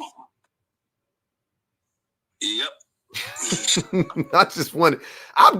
Hey man, 2 out of 3. It's at least 75% of us have had that issue. I feel like, but probably more. Hey, come up here, Jay. Jay said, "Public, we want a woman that respects her man. Who doesn't?" But I want you to come up here and explain what does respecting her man look like. Come on, brother. Don't deny the request, fam. I hate muting y'all. I be liking to see y'all live y'all best lives in the chat. I just want y'all to come up and have a conversation. That's it. It's super easy. We gentle. We gentle up here, man. We having a relaxed convo. I promise you. The convo is relaxed. This is crazy. Now, hey, Pub, let me actually add this in here. Yep. Now, you do have to realize all of this kind of stems off of how society and patriarchy painted men's positions inside of the household. Because men were normally not really expected per se to deal with the kids at the same level that the woman of the house was. And especially back growing up in the 70s, 80s and such. Men might go to the factory, work 12, 14 hours a day. So by the time they actually make it home, they basically got time to sit down, relax, maybe eat a little bit. Wait. The kids are already ate, and they're already doing homework. Wait. I got it. Wait, brother. Men were working less in the 80s than they are now. We work more hours now than our parents did. Maybe out west. No. Just in general. Just if you look at our productivity has gone through the roof. We work more hours. Americans work more hours than we did. Like, I don't know, bro. That's crazy. And not historically. I'm saying like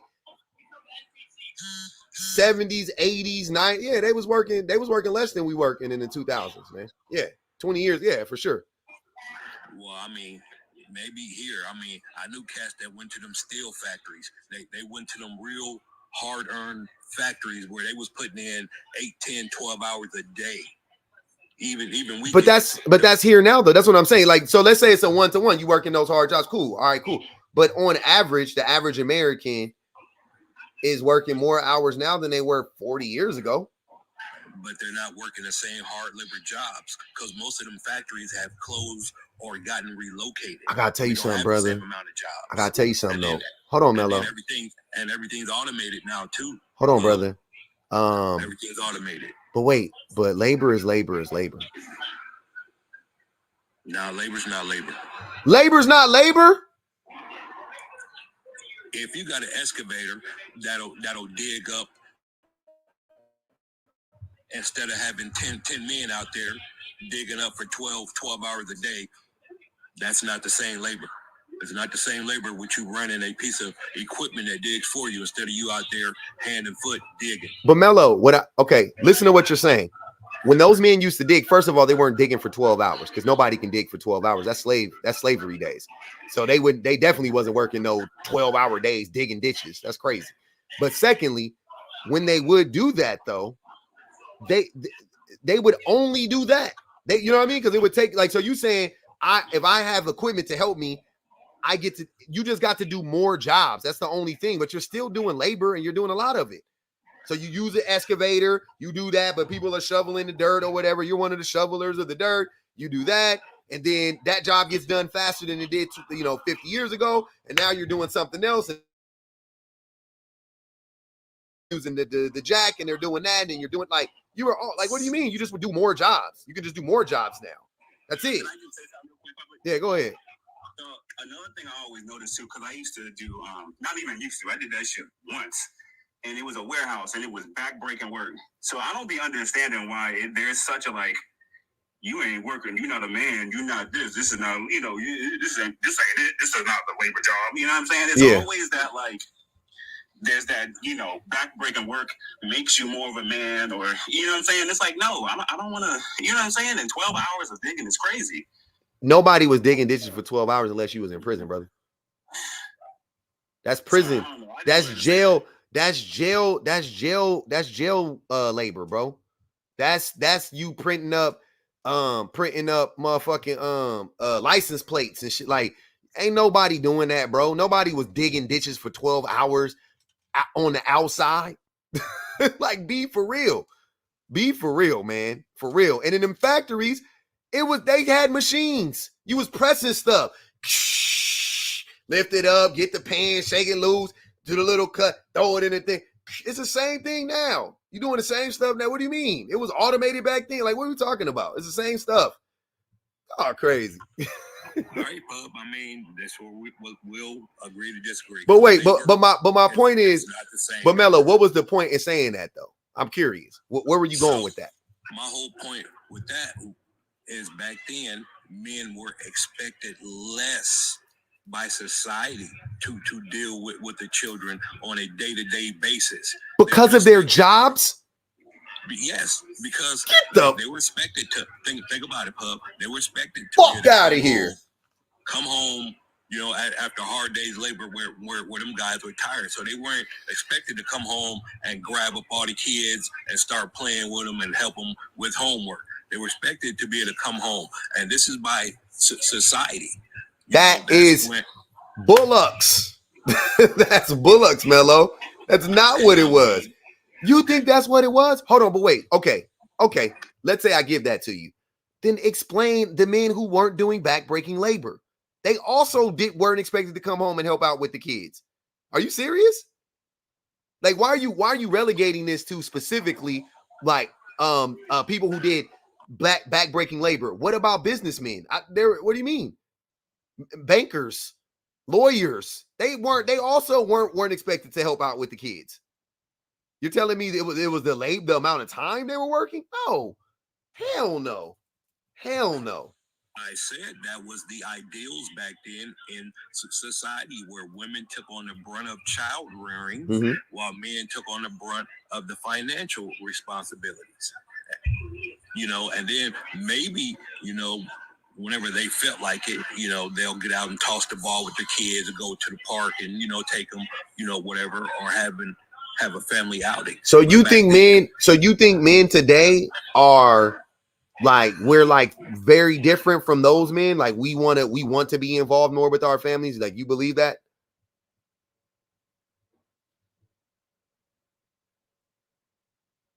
Mello, you cut out. Hello? Yeah, there you go. Yeah. No, I'm saying nowadays you still have a certain mindset of some people that won't participate in their kids' life, but you have a healthier balance of men nowadays that do understand, hey, these are my children, and even though I work, I still have to participate and make myself present in their lives. So you do have more of a mix now, instead of more of a societal norm of, no, I don't have to be involved in my child's life as long as I'm sending money or providing. Oh man, I agree. The crazy thing is, Mello, I agree with you outside of the whole thing that it's the men weren't expected because they were working and da. Men set it up for women to do all the labor in the home, right? Like that's what it was. But They forced women to do that. It wasn't that. It was expected because the women, here's what I'm saying.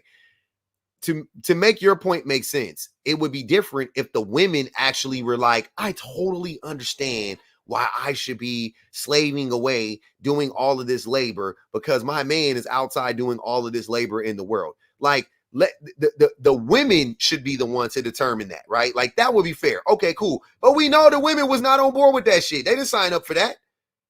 So when we say society, no, say men. Say the men were like, yep, I get to go to work and I get to come home. And when I clock out, I don't have to pay attention to anybody until I want to.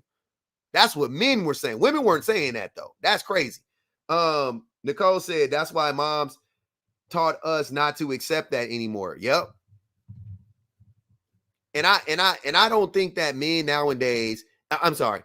I do think that there's a larger demographic of men who take a more of an interest in child rearing duties and, you know, labor around the home and so on and so forth. It's mainly out of necessity because the women ain't tolerating that, right? Women got options. Men know women will leave, men, you know, whatever. So men are like, okay, I don't want her to leave. Let me do what I need to do. Whatever it is, okay, cool. More men are willing to do that. But men in general still think that all the labor in the home and all the labor in the relationship is the responsibility of the woman. Or 90% of it is even. Cool. And men, and that's going 50-50. And that's the crazy part. That's 50-50. So what's the excuse now for men? You see what I'm saying? Like, that's why what you're saying to me, it doesn't add up, because now that it's more 50-50, egalitarian when it comes to the finances, for sure, the labor in the home hasn't changed that much. It's still 80-20. It's still 90-10. It's still 75-25 in the home with the labor. But it's 50-50 outside. And that's why women are running away from long-term relationships and children with men in droves. Because that's what it is. They're like, I'm not signing up for that. What the fuck?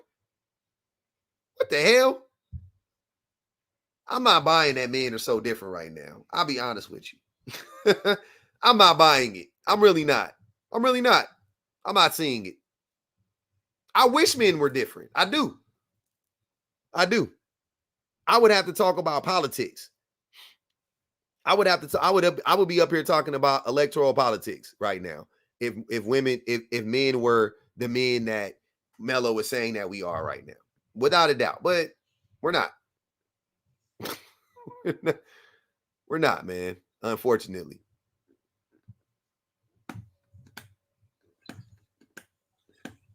I don't know, Pub. I still think it just depends on where you're actually looking, because I look at it as society still operates on gender roles. Society still operates that way. There's a certain people that I know too many women, especially going from lie to lie. They will not take out the trash. They won't cut the grass. They won't go out and do any type of work on the car. There's certain just labor intensive things they say I will not do. Taking out the trash is not labor intensive. But taking out the trash is not labor intensive, and cutting the grass also. It's the reason why they won't do that, King Loaf. I'm gonna tell you right. Mello. The reason I looked at King Loaf's name. Sorry, Mello. The reason why most women don't want to do that is because they're doing everything else, and they're like, the least you can do is take out the fucking trash. Which you take out the trash every few days, and mowing the lawn is every 2 weeks, if not every month, depending on how fast your lawn grows. Right. So I'm not understanding. Like if you ask the average woman, would you trade the roles that you do in your home with the roles that men do? What up, Alexander? Would you trade? Appreciate the super chat, y'all. Would you trade the switch roles? Most men would be like, most women would be like, absolutely. Cut the grass once a month, get the car fixed, because most men ain't fixing cars, by the way. Go get the car fixed. Cut the grass, clean the gutters once a year, and take out the trash once a week, twice a week. Yeah, most women taking that, bro. They taking that trade all day long. I'm not understanding. I'm tired of men hiding behind that. Like, see, hang on, public. See, this is where me and you will always differ. because running a household, if you own your game, it's not that difficult. You really only have to deal with kids being non-responsible for a certain amount of time. Once your kids old enough to walk, talk, speak, as long as they're within, sound mind, it gets easier because you teach them to be responsible. Okay, they're not messing up everywhere. The house isn't getting totally blasted because they're cleaning up after themselves. They're going to school for 7-8 hours a day. So it really gets easier the older kids get. Then why don't men sign up for it more? If it's so easy, why won't men do it? That's the thing. When men minimize like the labor in the home and the child rearing duties, while simultaneously most men are struggling to do that, I'm like, where's the disconnect at? If it's so easy, why don't we do it? This shit is crazy. Somebody lying. Public, most people don't have good time management skills, and that's what it boils down to. Most people are very bad with time management and organization, and it makes life a lot more difficult because they don't know how to meal prep. They don't know how to set everything on a schedule to where it's a lot easier. A lot of people fumble through everything. They shop for groceries or dinner on a daily basis, which is more expensive and also more time consuming. You see, a lot of people don't have good time management, and that makes life a lot more difficult. I'm telling you, I've seen this year in, year out. I've helped too many people with having to help them with their own time management, and that's a skill. All right, let me get. Oh no, wait up, y'all. Let's get Loaf in here. Loaf is in there. What up, Loaf? What's up? What's going on, people? Chilling, man. What you got to add to it, bro? This is crazy. Crazy work. I just answered a prompt and I dropped. What's this? Are men looking for unconditional love or for someone who won't hold them accountable and let them treat them like dirt? I believe men of today or my generation is looking for unconditional love. We don't want to treat y'all like dirt. I'm gonna be honest with you. I wouldn't want to be around a person who's going to allow me or anybody else to treat them like dirt. So, no. Okay. I agree with that one. Let me see. Does be my peace really mean be my doormat? No. Be my peace is exactly what that means, be my peace. If both of us is outside working, coming home, trying to build whatever we're trying to build, why would we want to come home and have to fight each other? I'd have to be her peace too, just like she had to be mine. That's my answer. Okay, but I'm gonna answer the first one. First of all, you think most young men are looking for unconditional love? When did that change? And also, what is unconditional love? What is it? What does love look like to you? Well, unconditional love is what does love look like to you? Forget unconditional. To me, in a base type thing is it's like this, right? Some people would say you could do whatever and I ride behind you. And then other people would say you can do whatever, but I'm gonna tell you when you're wrong. So to me, I'm like it really varies based on that person. Me, I'm more of I'm gonna love you regardless. But if you're wrong, I'm gonna tell you when you're wrong. You're not gonna treat people bad or whatever, and we still hold certain ties. Like, I'm very curious as to when do young men when do young men stop trying to just get vagina and started trying to look for these serious relationships? What year did that happen? Like when did that happen, sir? I'm very curious. Well, I can't give you a specific year, but well, let me ask you a question. Aren't most men on dating apps? They are. Well, no. They are. Not true. They are statistically. Most men are on dating apps. If you look at it, dating apps, it's mainly women on there. That's the complete opposite of the truth. The vast majority of women are not on. The vast majority of women are not on dating apps. That's a lie. I never said it's the vast majority of women. I said it's more women on dating apps. There's not most. Listen to King Love. Listen to what I'm telling you. Most men are on dating apps. Most women are not. So what you're saying can't make, mathematically speaking, it wouldn't make sense. Most men are on dating apps though, and dating apps are mostly males. So what are we talking about?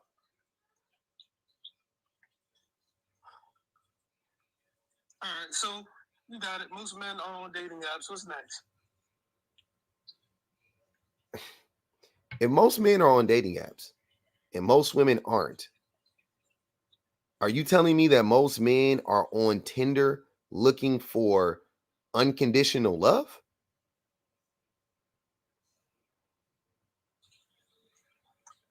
If you on Tinder, you looking for a good time. You not. It's a handful of people on there looking for love. Name the dating app that men are on where they're not looking for a good time. Bumble, Tinder. Those are only two I know. What's the rest of them? I don't know. I have no need for a dating app. Yeah, I got Bumble, Tinder. Those are the two I know off the top of my. I don't have them, but I know, Bumble and Tinder. Cool. Those are the two biggest ones that I know of personally. I think something Christian Mingle. Oh, BLK. Yeah, Black. I've seen that. Oh, Hinge. That's another one. Plenty of Fish. That's super duper old. All of these apps are places where men go to have a good time.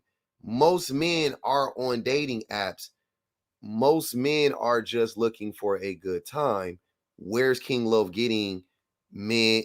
Young men are looking for unconditional love. That's the connection I'm making. The math ain't mathing.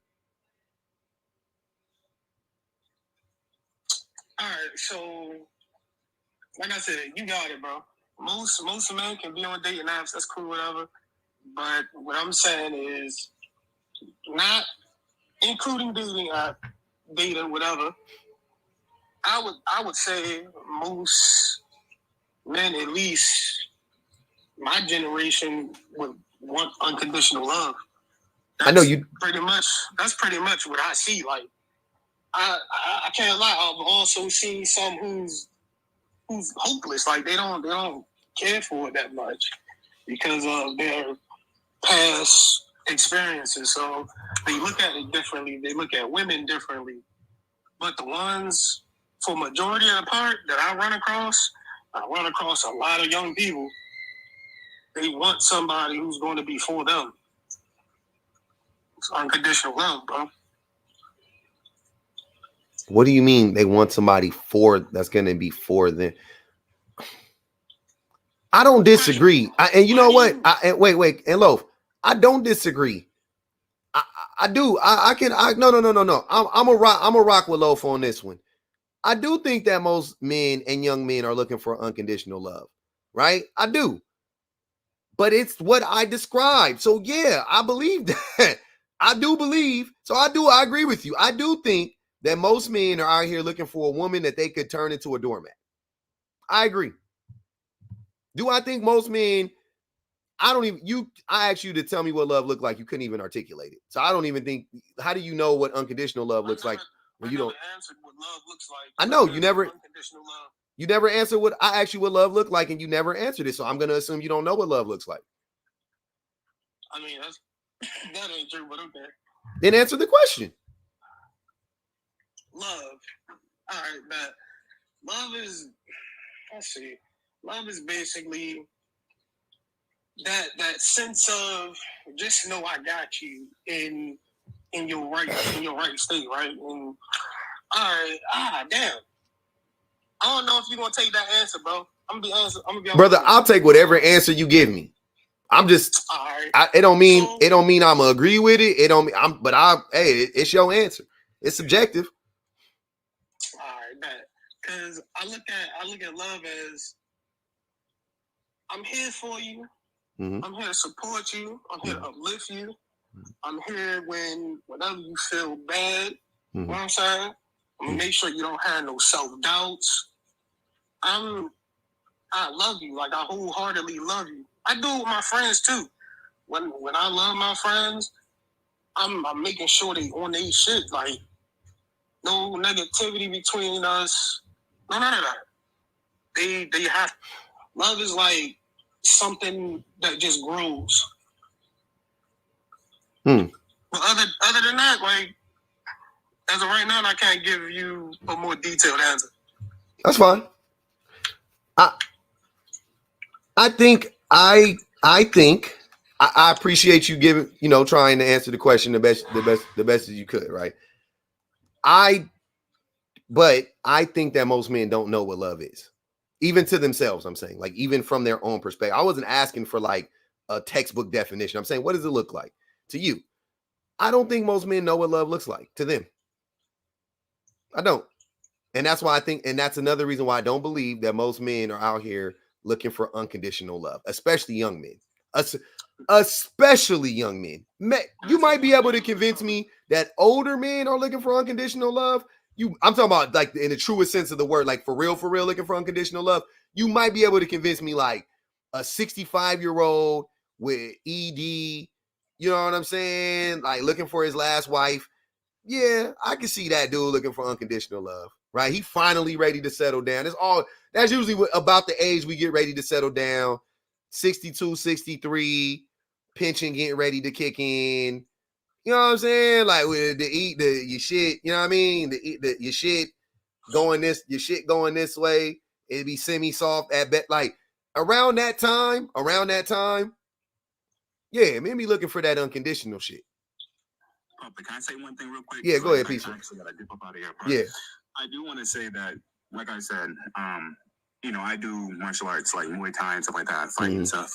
And a lot of the times, especially young men, it's hard for me to get them to understand that not everything is about you got to conquer this and everything needs to be.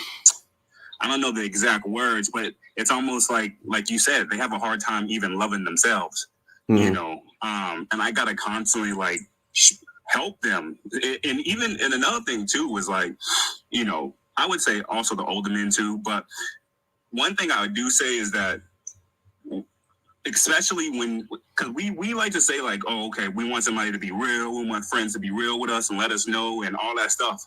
But when you start telling them stuff, whether it's like misogyny or racism or stuff like that, and like I said, I talk to a lot of men, you know what I'm saying? I can see their brains shut off, or they get defensive, they get angry, they get upset, and it's like, but you just said you wanted me to have your back and tell you the truth, but now you're shunning me, and that's what happens when I noticed. You saying they do that? Wait. You're saying they do that to men too? Like even when a man tries to be like, "Yo, bro, do da da da da," they start to wild out. Yeah, absolutely. That's coming from a lot of people be like, "Oh, the most man." That's coming from the most manliest niggas I know. You know what I'm saying? We fighting each other. We throwing elbows, knees, kicks. So it's like. I don't know, man. It's just something that I notice, and I know that whenever I bring it up, it's like crickets. For real. It's either it's a stone wall, I get stonewalled, or they get real defensive and be like, "Don't be trying to tell me what to do with my life," and all this other crazy shit. It's like, oh, chill out. I thought we was friends. Like, what are you talking about? That's fact. You said most of the men you hang around? No, I didn't say most of the men I hang around. He didn't say that. I said most of the men in my life. Yeah, like because he trains a lot of men. He's saying, and he was saying like he's trying to help them, and a lot of times they just can't. They're unwilling to. They're disagree. They're kind of like you, Loaf. Like they don't listen. Like no matter what you say to them, they get defensive. They immediately come with the red pill stuff. As soon as they start saying red pill shit, immediately I'm like, damn. I gotta sit up here and be like, we can't be having this in the gym, and I gotta talk to you about this, and yeah. Damn. So good luck with that. It's men like. All right, how old are you? I'm 31. Would you say it's men around your age, older or younger, that gives you the most pushback? All of them. I had somebody the other day just graduated high school, and I usually be posting stuff about history on my page. And instead of actually listening to the shit I be posting, he wanted to message me and be like, "Oh, we can debate about this and debate about that." And it's like, what? Like, I'm not. What are you talking about? Like, and he follows me because a lot of people follow me because I do martial arts. So usually when they get to my page, they get surprised. They're like, "Oh shit, he actually knows what he's talking about. He's actually posting real shit." But they can't just come to me and have a regular conversation. It's usually defensive. I'm gonna, well, what about this? Or let's debate. And it's like, I'm not doing all that shit. Like, I posted this stuff, so you can learn. You debate your equals. It's both, and 22, 25, 26, you know what I'm saying? They be saying crazy shit, and I be like, no, don't say that. Like, that's not how you don't go about doing it like that, They gotta constantly always do that shit. Sick. With older men, it's a lot harder because they be feeling like, I'm older than you, so just shut the fuck up and listen to me. Yeah. They be trying to sun you. It's tougher with the older dudes. Yep. Hey, Peaceful, I appreciate you coming up, brother. Come up anytime, fam. Definitely, I appreciate it. I just want to say, too, just watching your lives and stuff like that, it really got me back into, like, wanting to go and, do more of my education. So I'm actually back in school for sociology. Hey, man. Thank you for, everything you do. It's really helpful. I love that type of stuff. He wanted them, but you was gonna do that anyway. But I'll take the little credit. I'll take the little bit of credit. You on your way, fam. You on your way. You a solid dude. I like that. Do the best I can. I support that. We like that stuff. This man's going places. We need to follow this. Hold on, I gotta follow this man. He going places. That man going. He gonna be somebody. He gonna be somebody. I appreciate that. You gonna be somebody, brother. I appreciate you, man. All right, have a good night. All right, doggy. D-Love, what's good with it, brother? What's going on, public? Chilling. This is my first time ever I watch you all the time, but this is my first time ever coming up here. And I just heard some stuff you said about older men. We wait till we're 65 before we want to settle down and stuff like that. There. Hey, brother, I'm just telling you what I've seen. Great. Hey, public, are you married? Yeah. And do you treat your wife the way that you put your topics out there like that? Depends. But I think when you're talking about young individuals, remember, we always young men. We always young women. I have a mentoring program down here in South Florida. Mm-hmm. And we talk to a lot of these young girls and these young men. Mm-hmm. One of the hardest things about that is getting them to understand and love one another, especially when you're 22, 23, 24, 25. So they don't run them up. What we try to teach them is what they allow in their lives and who they allow in their lives. So when you say that men are looking for a woman to be a doormat, there's a woman out there that's going to be that doormat. So you're saying that it's his fault because she chooses to be that doormat.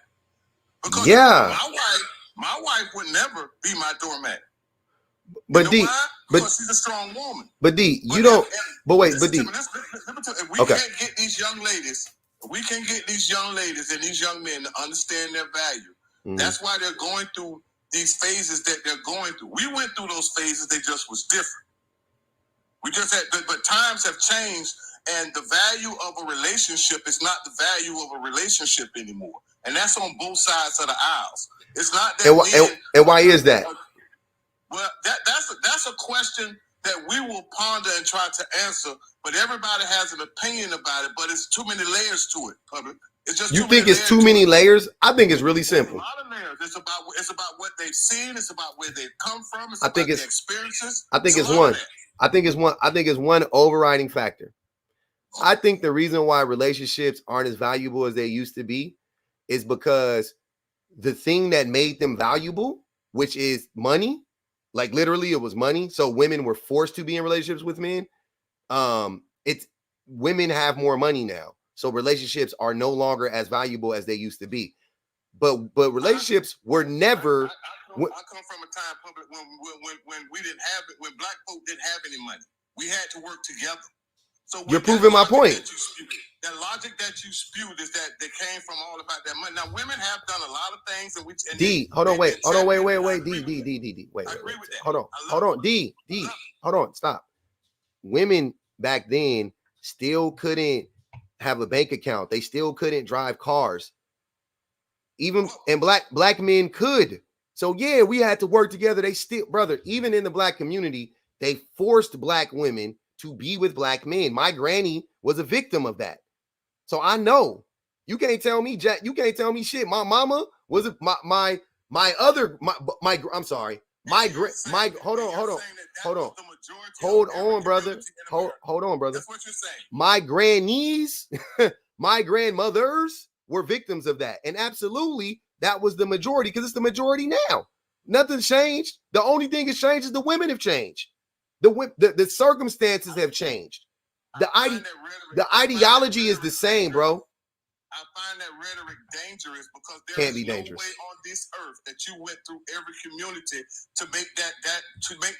I didn't need to go through every community. There's numbers that track this, but D-Love, I already know, and I know politically how it works. But I got a question for you. Women are doing together. It is not the way that people are putting it out there. Now I understand the narrative is what the narrative is, and if that's the way you feel about it, that's perfectly fine. But I'm going to I think what's dangerous, D-Love, I think what's more dangerous is you telling young girls to not be doormats and not tell young men to not treat women like doormats. I think that's dangerous. No, that's not. I've never said that to any young black woman or any black man. That's what you just said. That's what you just said. Wait. That's what you just said. No, I did not. You did say that. Get them to love one another. That's not what you said. Yo, why do you always get them to love themselves? If a black woman or a black man decides to allow someone to treat them as a doormat, what do you want me to do about it? Tell the men to stop treating them like doormats? And tell the woman to stop allowing him to treat her like a doormat. Why am I even talking to her? Who are you? Who are you to talk? Who are you to talk to anybody? Who are you to talk to a woman about? Oh, wait. Why do men? I wish I would switch the prompt, but I like this prompt too much right now. But I did a whole live on this. D-Love, on old men who are married concerning themselves with young unmarried women. It's the weirdest dynamic in the world. I don't know why D-Love is talking to young unmarried women. You don't really have much you can. I know, but mentor the D-Love. Mentor the men. We mentor the men. Only. Listen, bro, you're trying to spin it to where it fits what you want to say. We have a mentoring program. Listen to me. Let me explain it to you. We have a mentoring program where the men talk to the men. We have women that talk to the women. I never said that I talk to the women. I said I'm in a mentoring program because I can't teach a woman how to be a woman. I can teach a man how to be a man. We have women that talk to the women, and we get them from the ages 5 and up. And what are you telling the boys, D-Love?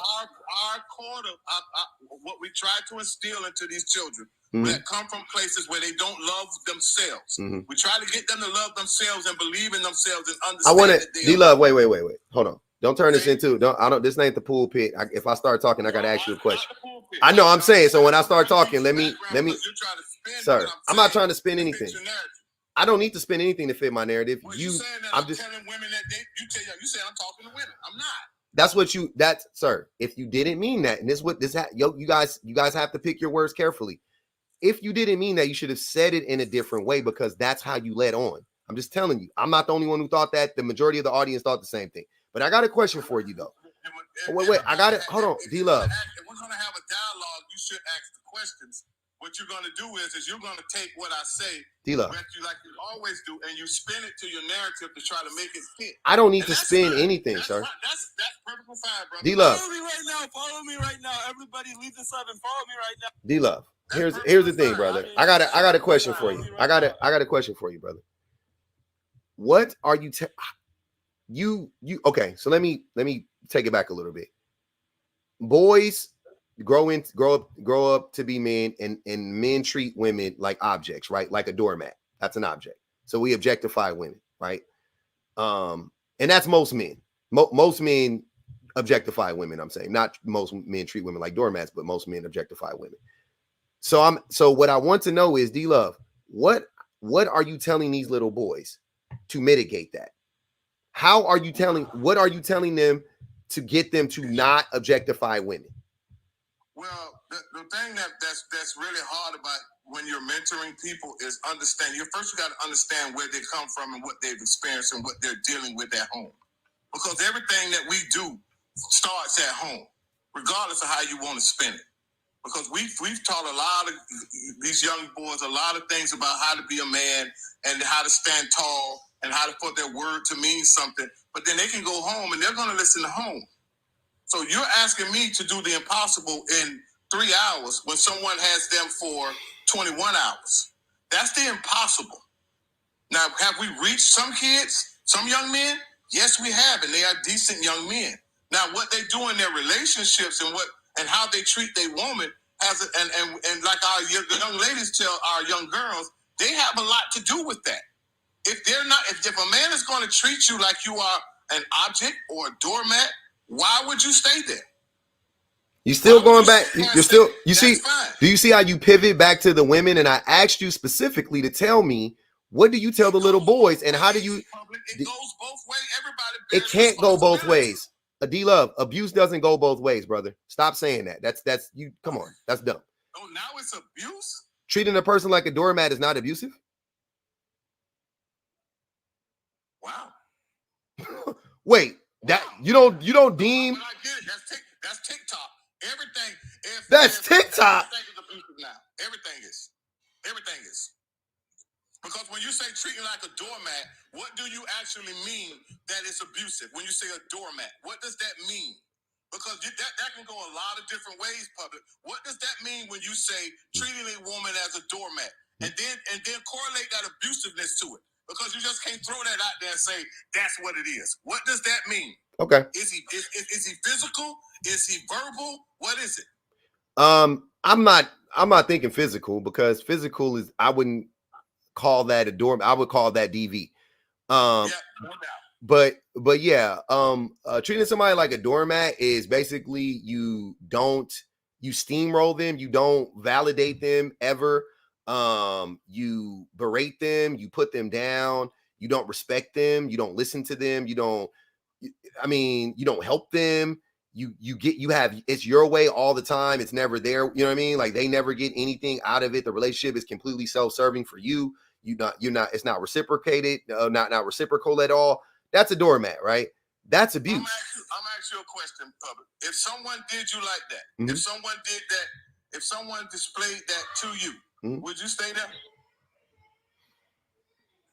Maybe. I don't know. I would like to say no, but maybe. Come on, man, be honest. You have a. I'm being honest. I'm telling you. But why? When do you take responsibility for the choices that you made to allow that to happen to you?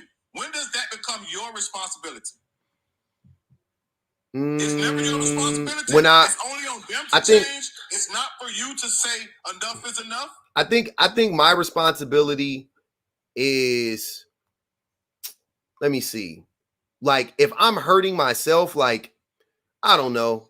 If I'm doing something to myself, then that's my responsibility, right? If I'm not making enough money and I have the opportunity, to go to college or go to school and better myself, and I don't take the opportunity, okay, that's my. But like, if I'm in a relationship with the person, let's say we got kids, let's say there's other mitigating factors that go into this, and I am choosing to stay with this person even though I'm being treated like a doormat. Also, who's to say I even know what being treated like a doormat feels like? Because a lot of people don't recognize that behavior, right? A lot of people, because they're beat down in their homes like that, right? Their mothers or their fathers or whatever were treated like that. So when they have a man or a woman that treats them like that, they don't know. They go, oh, I mean, this is how it is. So I think that wait, but D-Love, hold on, brother. Let me finish. I think that it's more important though. Like I said, I think the onus has to be on the person that is actually being abusive. And I think that it's crazy to hear a person that claims to be a mentor. Now, here's the thing about mentorship, and this is why I always beg. This is a perfect example. D-Love, I'm sorry, you are the poster child for this right now. If your child is in a mentoring program, go sit in those classes and listen to these men and women, talk to them, because if they're in there talking to them like D-Love, get them out. Like, that's crazy. Because what are you teaching these kids? I asked you a direct question. You couldn't answer it. You said that mentoring doesn't work. You D-Love, you said mentoring doesn't work because when they go home, they hold on, D-Love. Hold on, brother. Hold on, brother. D-Love, you said when the kids go home, how do you compete with what they're being taught at home? Why are you a mentor then? At all? That's what I'm not understanding. Why are you a mentor at all if you were just gonna say that when they go home, I can't compete with that? So what are you doing there? What are you doing when they're in your presence? Giving them fruit snacks? What's going on? Can I speak now? Yes, you can speak now. Go ahead. Okay. You just proved my point when I told you one of our biggest struggles has always been the fight at home. Because kids come from broken homes. They come from homes where they watch their fathers beat their mothers, or they watch their fathers treat their mother that way, or they watch their mother cheat on their husband. It's a lot of different layers to it to unpack.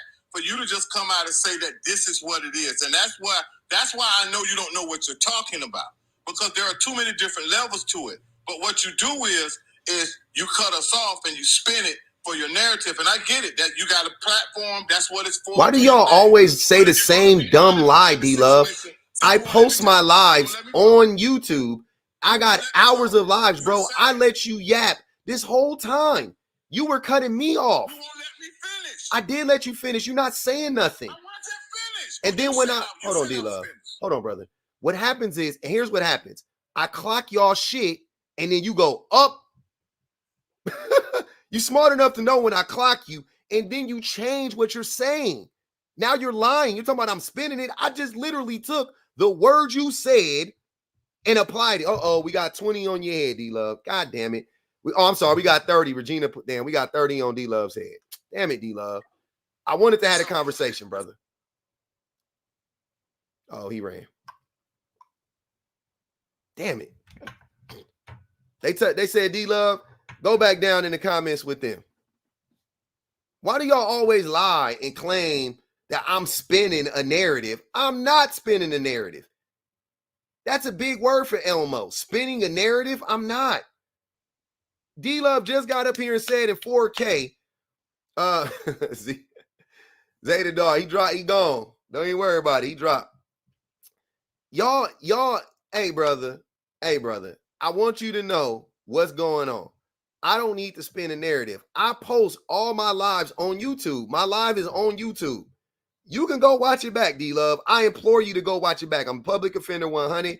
Subscribe, whatever. Go watch the live back. This is 2 hours and 27 minutes into the live, right? So go back about 2:15. Go to the 2 hour and 15 mark on the live and watch it. You will see everything you said. I just took what you said and responded to it. I didn't spin it. I just took what you said. You said, you never said that women are in this program and they mentor these little girls. You never said that initially. You said, I'm a mentor. We talk to little girls and little boys. We would include you, brother. So, and you said basically that you tell the little girls to stand up and not be doormats. And I said, well, why aren't you telling the little boys to not be to not treat the women as doormats? Then you went, you started flailing and cooking and screaming. And you got to the point to where you said, well, would you allow yourself to be a doormat? And I said, no. I said, I don't know. Maybe, because maybe I don't even know what it feels like to be a doormat. And I was like, so instead of me trying to find blame in me being a doormat, why wouldn't I just go to the abuser and say, hey, abuser, stop abusing? That always seems like the best approach. Come up here, Decenter Pukisha. Oh, you already did that? We gonna mute you. Because nobody said what you just said. Y'all always try to do that same old stale talking. You got a platform and you got to spin it. I don't got to spin shit, bro. Y'all be up here not making sense. Like, Jesus Christ. Get your story straight before you come up here.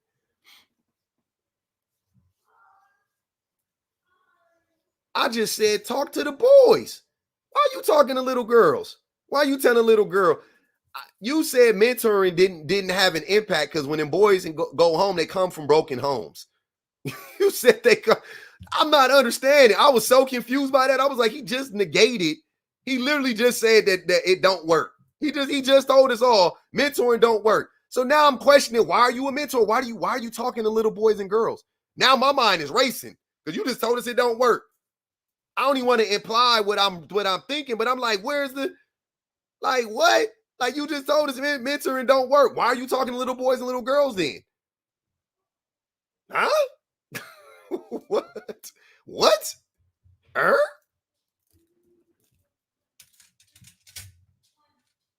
What are you there for then? I'm sorry. I don't even want to go there, but I'm saying, so are you there to what?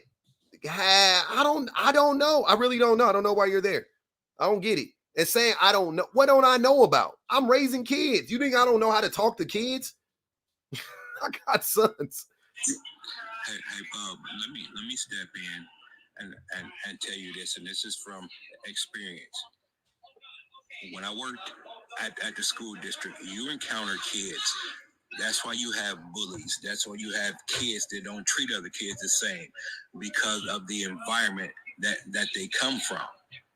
And you don't have enough time of day to try to deconstruct everything that they are experiencing and try to make it to where you're changing their entire person. You can only give as much effort as time that you have with them.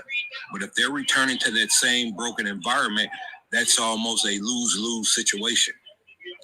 That's why you see a lot of destruction happening in these schools right now with, you know, kids cussing out teachers and fighting teachers and bullying kids. It's horrible out there.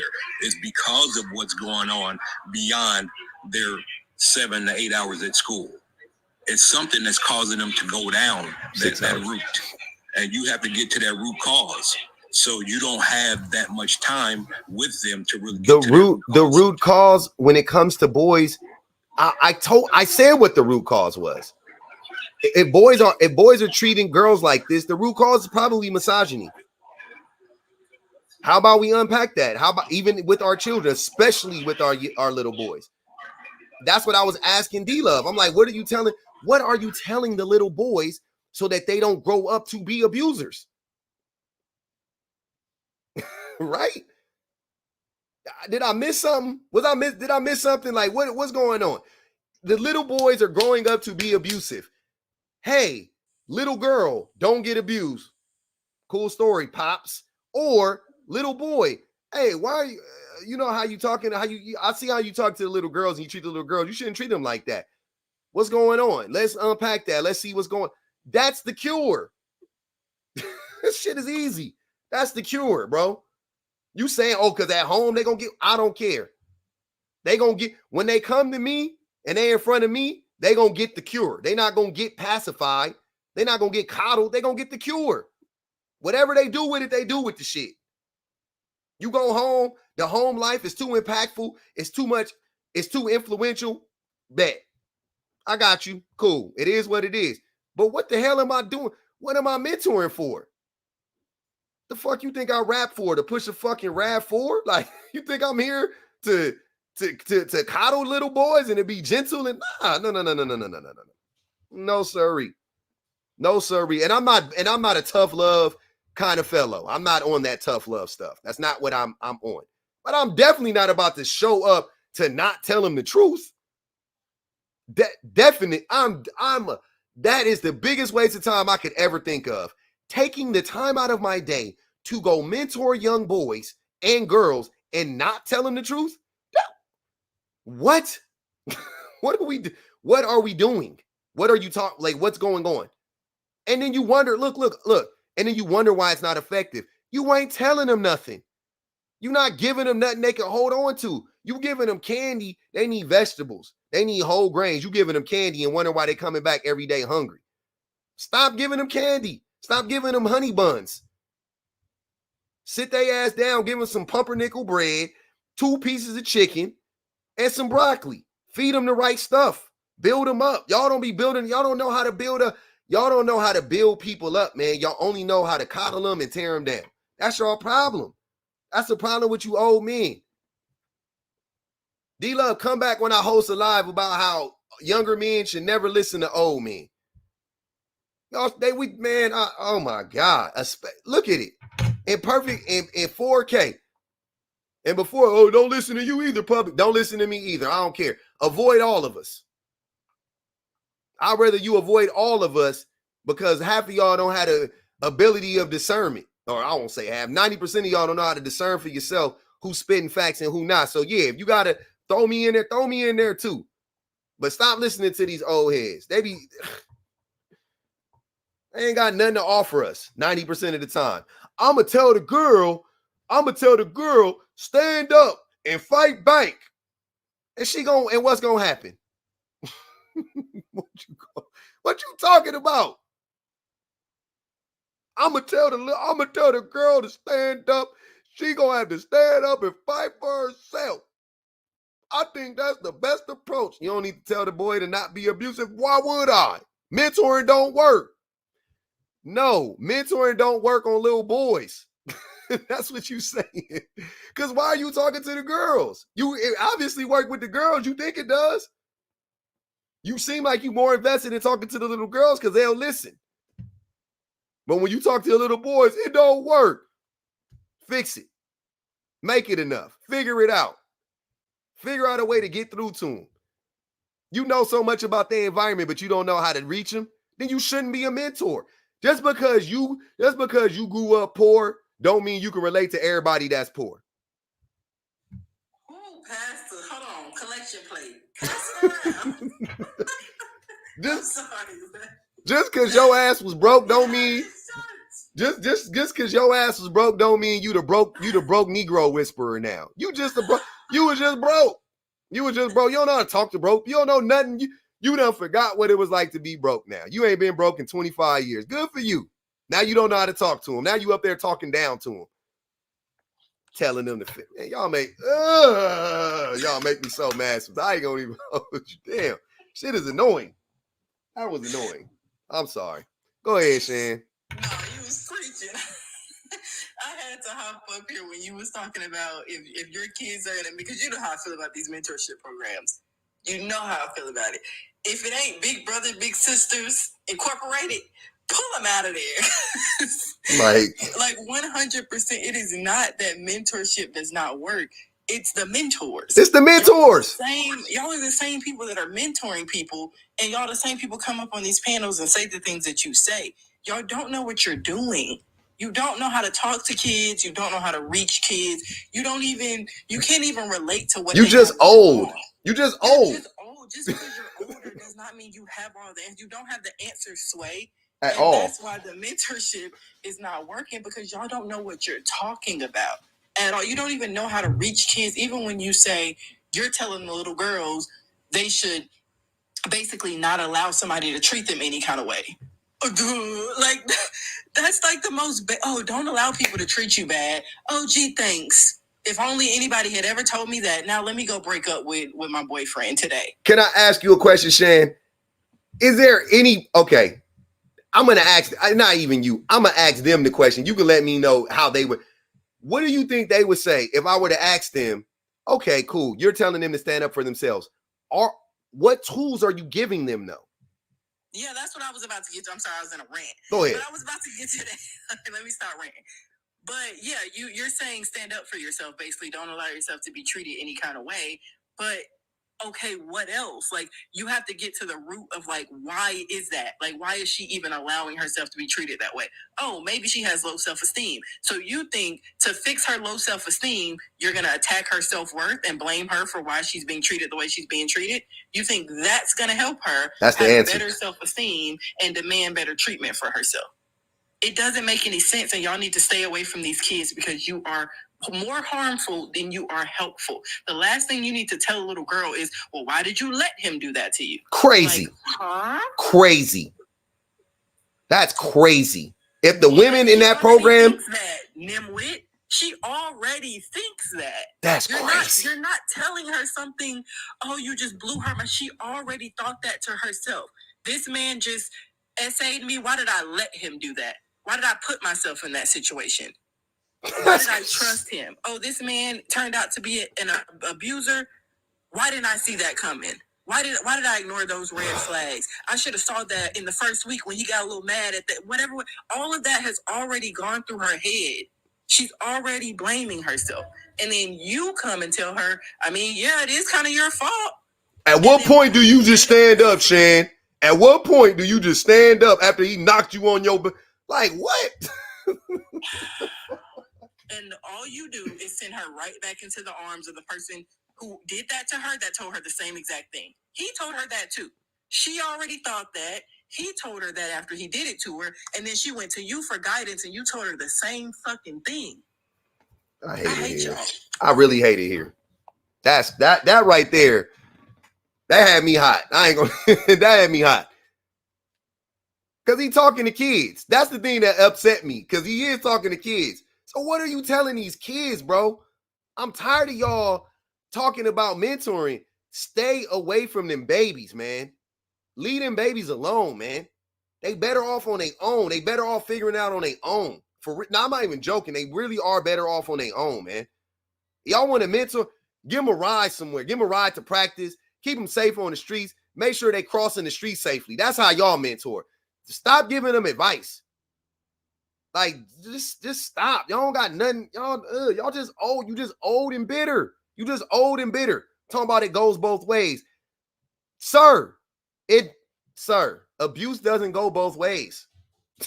When are y'all going to get that through your brain? You can't mutually abuse each other. There is an imbalance in power. You abuse power. That's where the abuse comes from. If y'all abusing each other, it's a fight. It's not abuse. It's a fight. You fighting. You're not abusing each other. It's a fight. Abuse is an imbalance in power. You can't abuse one another. Golly, man, y'all just be saying it goes both ways. If she's a doormat, she's being, you know what was, oh my God. You know what was the craziest part about that was when he said, oh my God. When this man said, oh, so now everything's abusive on TikTok. How the hell is treating somebody like a doormat ever not abusive? Free that man's wife. What is ever possibly nice about treating a person like a doormat? Free that man's wife. Abusive. Tonight. Y'all go check on her. Oh, that's just TikTok. What? Everything's abusive over here. You can't do nothing to a woman. You can't even abuse a woman over here. Hey, man. God forbid you treat her like a doormat. Now you're abusive. Wow. I'm really sick of y'all. I gotta go. I'm sorry. That got me. That made me upset. I gotta go. That pissed me off. That got underneath my skin a lot. That's really disappointing. That was crazy. That was the nastiest of work. Talking to kids. I was over here like, wait, what? Free that man's wife tonight, please. Let me get to this super chat. Appreciate you. How about you set standards for the boys while they're in your presence and model good behavior for boys and girls? That is too much to ask for, apparently. Apparently, that's too much to ask for. From what I can see, that's too much to ask for. Did I miss something? Because the answer that I got when I asked what are you telling them? Y'all let me know, Shan, Mello, if you there, can y'all let me know what his answer was when I said, okay, and how do you what do you teach these boys when it comes to how to treat a woman not like an object? How do you teach them to not objectify a woman? Did he ever answer the question? I didn't hear an answer to that. I don't know if Mello did, but I never heard anything. I'm coming out of retirement because I really didn't hear a clear-cut, concise answer either. Yeah, I don't think we got one. I think he started talking about something else. All right, man. I wouldn't be surprised if there is no mentorship program to begin with. No. He mentoring. Nah, don't do that. He mentoring some kids. I believe him. Because they Shan, it's always them. It is, and that's why it'd be hard for me to believe, though, because, like, I don't know, where are all these mentorship programs? No, like, listen to what I'm saying, Shane. It's always it's the lowers, it's the D-loves. It's always them that want to go talk to these little boys and brainwash them. Always. Yeah, true.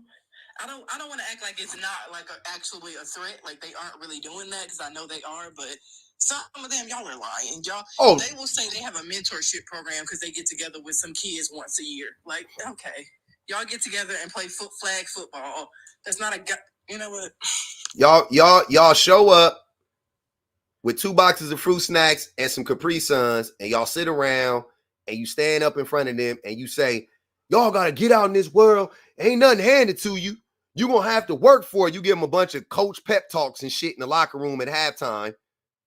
And y'all sit around and y'all eat fruit snacks and you try to recruit them to your fucking football team in the summer. That's all y'all be doing.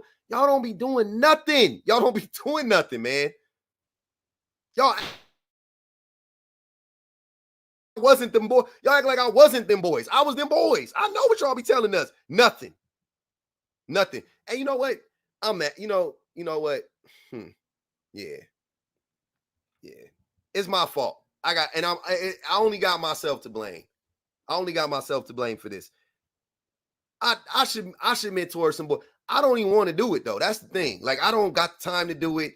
You know what I'm saying? But like, yeah, man, I need to show up sometimes. Cause like, what is y'all telling these boys? I really want to know what y'all be telling these little boys on some real for real stuff. I second that. You definitely do. Matter of fact, mentor to mentors. Just walk in on other people's mentorship programs and be like, shut up. That's what I really need to be doing. I don't think y'all know. I don't even want to talk to the little boy. Like, well, I don't even want to talk to little boys. I really want to talk to the mens. I'm mentoring the mens. Mentor the mentors, because Lord, what are y'all telling these boys? Like, what is going on, man? Figure your shit out. But in the meantime, shut up. Just like, don't stop going around little kids, telling the little boys, what is y'all telling it? Man, I'm so sure. I really don't know. I'm very curious as to what they're telling the little boys. Very curious. I feel just as bad as you though, low key, because the Pick Me Brigade be doing the same thing. Every time you turn around now, they got a mentorship program too. And I'm like, no, please, God, no. Please don't let them near the children. Don't let them near the little girls. But that's probably who talking to them little girls in his thing. Because he said the women is. I'm sure. That's my point. It be them and the baby wives. I'm sorry. I hate to That's who be mentoring the kids. And then we over here complaining and wondering why. We need to go mentor. Hey, hold on. Life of Sissy said, unlock your femininity. That's what they be saying to little girls. Unlock your what? Unlock your femininity is crazy. No, please. Hide your kids. I'm sick of it. I am sick of it. I've had it up to here with y'all. Hide your kids. If your daughter come home in a pearl necklace, snatch it off. What up, Mello? See, all this pub, it runs so much deeper, because even if you get rid of the so-called mentors, you still have to get to the root, because they're learning this behavior. They're learning this from somewhere. And unless somebody intervenes, they're going to learn the hard way, either by the school to prison pipeline. What you be telling them kids, Mello? You sound like you sound like one of the mentors. What you be telling them little boys? I don't know. No, that's something I don't do. I don't mentor, because that's somebody else's child. And people are real particular when you start getting involved with their kids. I can tell you that for a fact. Man, them kids gonna grow up to hey, I don't care what parents feel any type of way about anything. Your babies get around me doing some stupid shit, I'm gonna be like, keep them from around me then. If you don't want another grown person to talk to your babies, then keep them from around me. If they out here and they got a tendency to do dumb stuff, keep them from around me and my kids. Oh yeah, correct all day. Don't mentor my child. If I don't know you personally, please don't call yourself mentoring my child. No, I ain't mentoring. I'm correcting though. I'm definitely gonna be like, don't do that. That's crazy. The word, like, people complain about that all the time. They say, oh, the village went away because people don't want you saying nothing to their kids. And it's like, but look at the village. Y'all be harming kids. The village went away because a bunch of people in our generation said, damn, they don't got nothing to offer. Stop talking to my baby. Hey, the village went away because granddaddy was talking crazy to the grandbaby, and daddy was like, don't be talking to my son like that. And granddaddy never said nothing to his son no more. That's why the village went away. Grandma trying to hit grandbaby over the head, and you like, hold on now. Hey, the village went away because the younger generations was trying to break the generational curses, and the older generations was trying to keep the curses alive. So Right,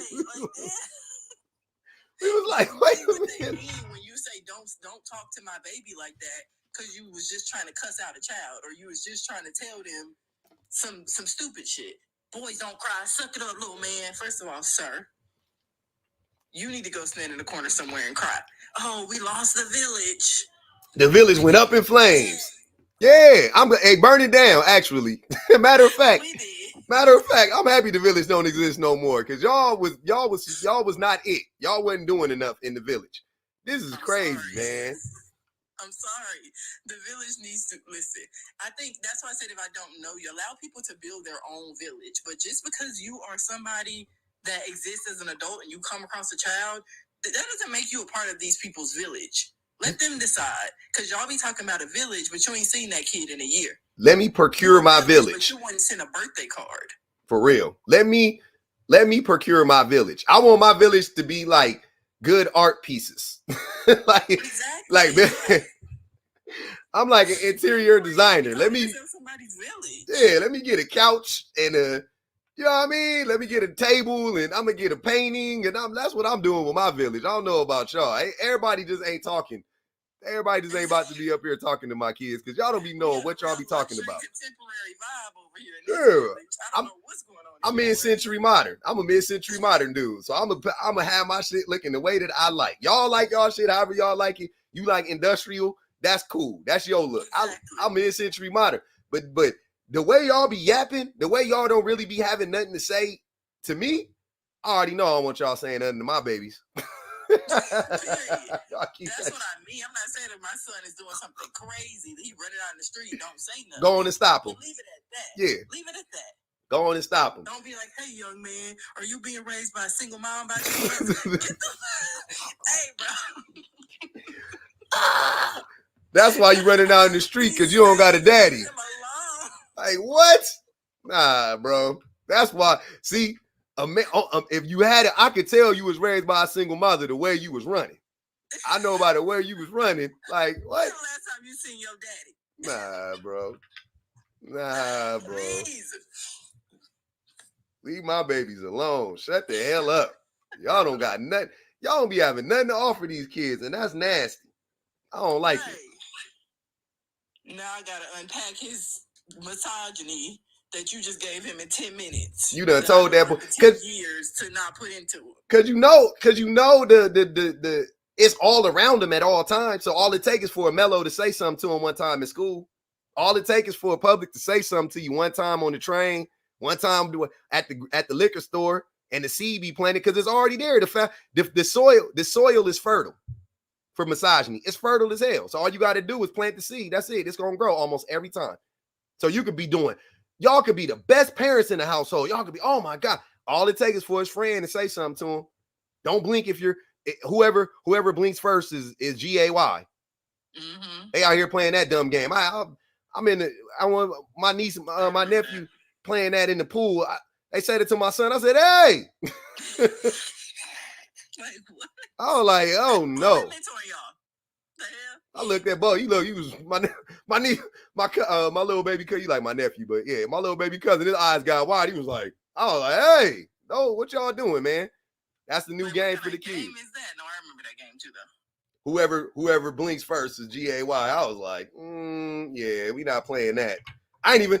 Hey, what's funny is I ain't even follow it up with nothing. I just, I was so mad. That's how dads do. Hey, and that's it. That was it. Oh, hey, what the hell? That's all y'all do. I didn't know what to say to him after that. Because I already know my son already know. You know what I'm saying? Like, he already know. We already had that talk about that game specifically. But his cousin, English or Spanish. Yep, exactly. I said, yeah, nah, we ain't doing that, man.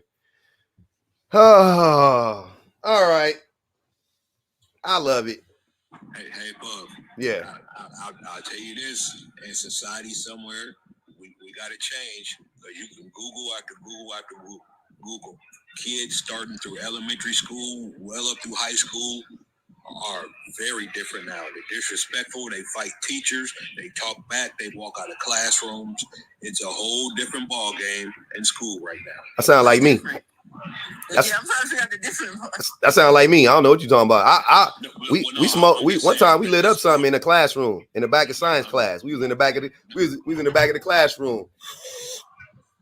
The teacher said, "It smells like something's burning."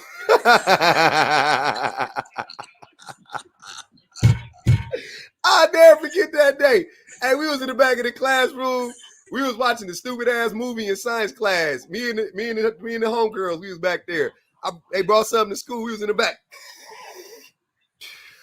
Teacher said, "This is before the days of them little what's them things people be using now? These things. They wasn't know none of them. This was straight smoke burning. We hit it with the lighter and everything." The teacher said, "What's that smell? I smell something burning." Cause I was crying. Yeah, it wasn't no vape action. This was straight tweeds. We was burning straight flowers in the back of the classroom. I don't know what Mello talking about in 8th grade. The teacher said something to me. I told him I don't give an F. He said, "What?" He said, "What?" And I repeated it. I said, "I don't give a F." That man sent me to the principal office. And I think it happened on Thursday or Friday, and I had we were in the city championship basketball game, and we the next day, and he suspended me for the game. I couldn't play in, and we lost the game. We was undefeated. I cost us the championship. Yep, shit like that. But yeah, I was that. I don't know what you're talking about. The kids you describing, that was me. That was, yeah, it's not new. I was him. Say that like none of this shit is new. It's just recorded. We just have social media. It's just we hear more about it, but none of this is new. Kids been bad. Kids been disrespectful. Kids been kids. Kids wasn't fighting teachers in elementary school. They're barely doing that now. Where's that? Where that ain't rampant. They're not doing that now. You hear one or two stories about a teacher. I'm about to ask my wife. See the Priya. It's not the nickname. Hey, Pub. What up? Unless she works in a hood school, she does. It's a totally different thing.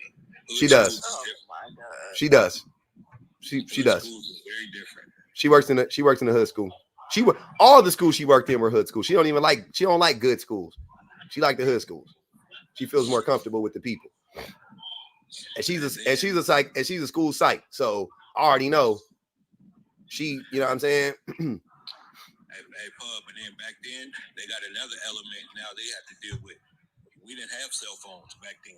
Mm-hmm. Cell phones have brought a whole new element to trying to deal with kids in school. Yeah, it's just different. That's the point. Like, it's not that kids today are more bad or more disrespectful. It's just different. Why y'all always like to paint the narrative that the kid, like, what's the purpose of saying that? Like, they deserve it? Like, what? I don't understand. Like, what you trying to say, Mello? That to me, like, I don't get it. Because every generation of parents has said that too. Like every generation of older people, parents have said, kids these days, these kids are out of control.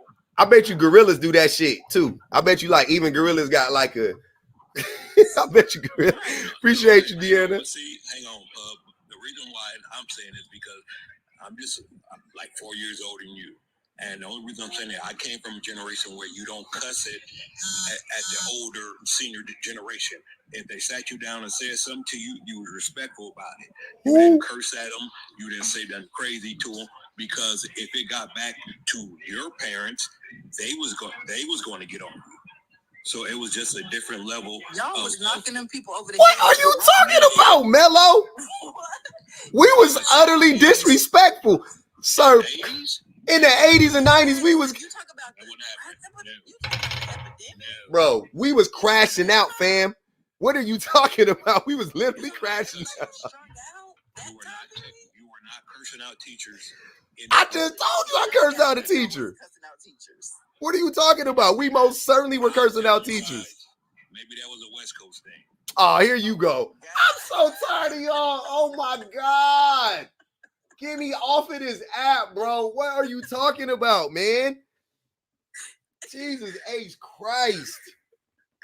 What does being from California got to do with anything? Man, come on, y'all. This shit crazy. This shit is so wild to me.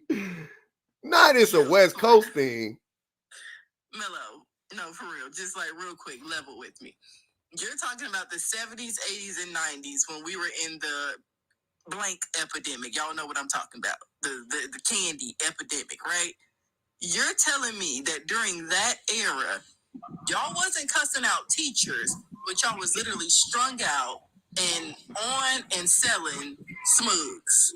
But y'all was First of all, I was on both of them not things. one teenager who was strung out on any of that stuff. I didn't personally. What? I didn't. I never knew any 12, 13, 14, 15, 16-year-olds that was strung out on. You didn't grow up in the hood. Okay, man. You was middle class. Whatever you say, bro. You didn't know a teenager strung out when you was young? That was strung out? No. You didn't know a teenager that was strung out. That's crazy. I'm talking elementary through middle school. Maybe some kids in high school started experimenting later on, but not as far as all the way strung out. No. No, I didn't. Okay, so nobody in elementary school and middle school was strung out. Cool. But what I'm saying, my point, that was an epidemic where most of their parents were. Even if you can't say that they were, a lot, I can't say most. A lot of their parents were.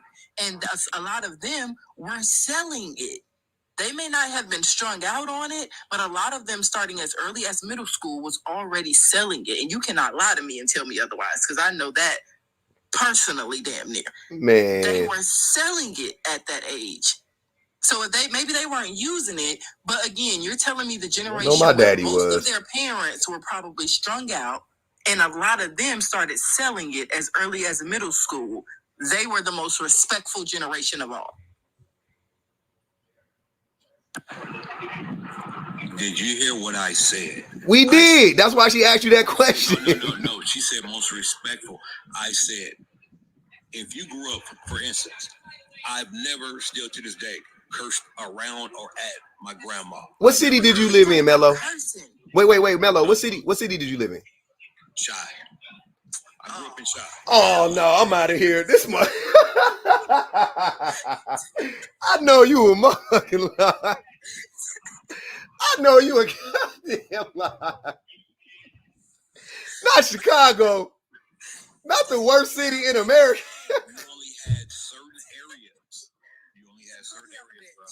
It was only certain areas. It wasn't everywhere in the city. But kids have always went to school and made it to school and made it through school, so you didn't have all the same stuff that was going on now. In Chicago? It was different.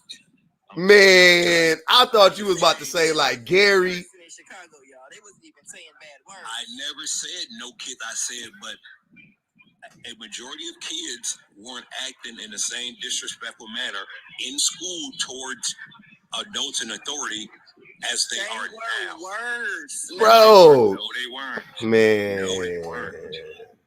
They were. First of all, let's go back to the story Public said of him smoking in the back of the class. Do you know what would happen to a kid today if they were even so much as caught with a lighter on campus? Oh yeah, it's zero tolerance now. A lot of that. Hey, since the actually, hang on. Hey, hold on. Wait. Shout out to the homie B. Hold on. Shout out to the homie B. He caught us in the bathroom shooting dice, and he let us. He was like, hey. I'll never forget that shit. Ninth grade. B walked in on us. Rest in peace, B, man. That was my guy. That's my G for life. B caught us in the bathroom shooting dice. It was 8 of us. I was in there whacking that day. I'm in that mug like, I'm in there. 15 minutes in, I'm in that thing. I probably was up like $30 already. That boy walked in the bathroom like, he was like, what are you guys doing? He was like, yo, P, pick up them dice. He was like, give me them dice.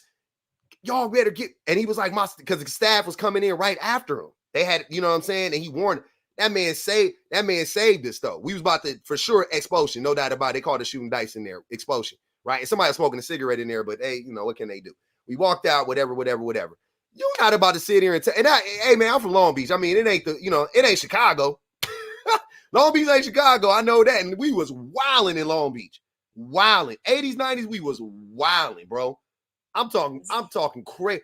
We was doing some crazy stuff back then, bro. Like, you're not about to sit here. Don't even let me get started on the little kid hunching. Oh my God.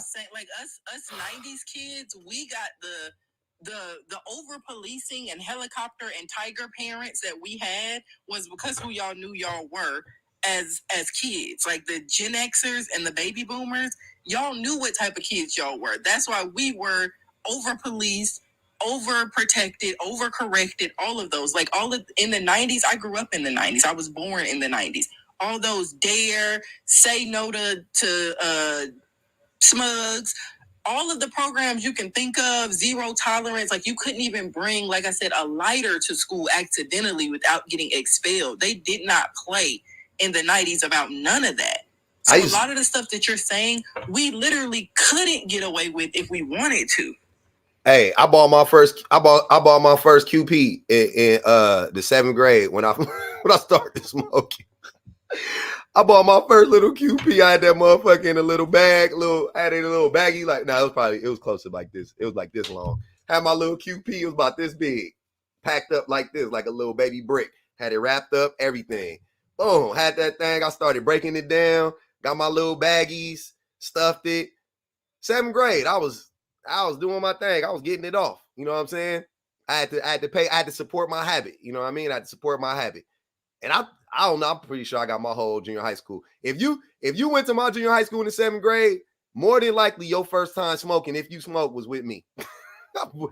No doubt about it. Y'all, that is no cap. If my peoples is in here right now, if I'm lying, I'm dying. If you were smoking in the 7th grade, 8th grade, junior high school, you smoked with me first. More than likely at my junior high school. No doubt about it. I guarantee, I hand to God, I promise y'all without a doubt, it was with me first. It was with me first. Guarantee it wasn't with your homies. It was with me first. And in my room too, because I was the only kid. You talk about being a latchkey kid. That's what I'm talking about, Mello. That's why none of this shit adding up. You talk about being a latchkey kid, brother. 7th, 8th grade, my mama go to work. I fake like I was walking to school, turn around. Before you knew it, it was 12, 13, 14 people in my room. We was hotboxing the room. We smoked back to back, skip first period, whatever we had to do. You know what I'm saying? Wash our hands, wash our face, walk to the store. 7th grade, I wasn't drinking yet. Probably Tim Nigel said D-Love was mentoring you at the time. Nah, bro. I had to come out and laugh. Nah, don't do that. That man was nowhere to be found. I had Jason Noble. He was our mentor. He wasn't nothing. He was just the coach. But I hooped. I played football. I was still doing my good grades or whatever. I just was a problem child in class. I would lash out or whatever because I had shit going on at the house. I started drinking in the 9th grade, 10th grade. I started drinking. I go to school every day. I have my little Super Sacco and gin. I drink. We'd buy something, share a little Super Sacco and gin. We buy peppermint schnapps, drink that because it didn't stink. So we buy the peppermint schnapps, drink that shit, smoke us a little, you know what I'm saying? We'll buy, 10th grade. We used to go buy the bag. You get a little bag, 2.5 for $5. We'd twist up, this was Sets. Back in the day, we weren't smoking chronic yet.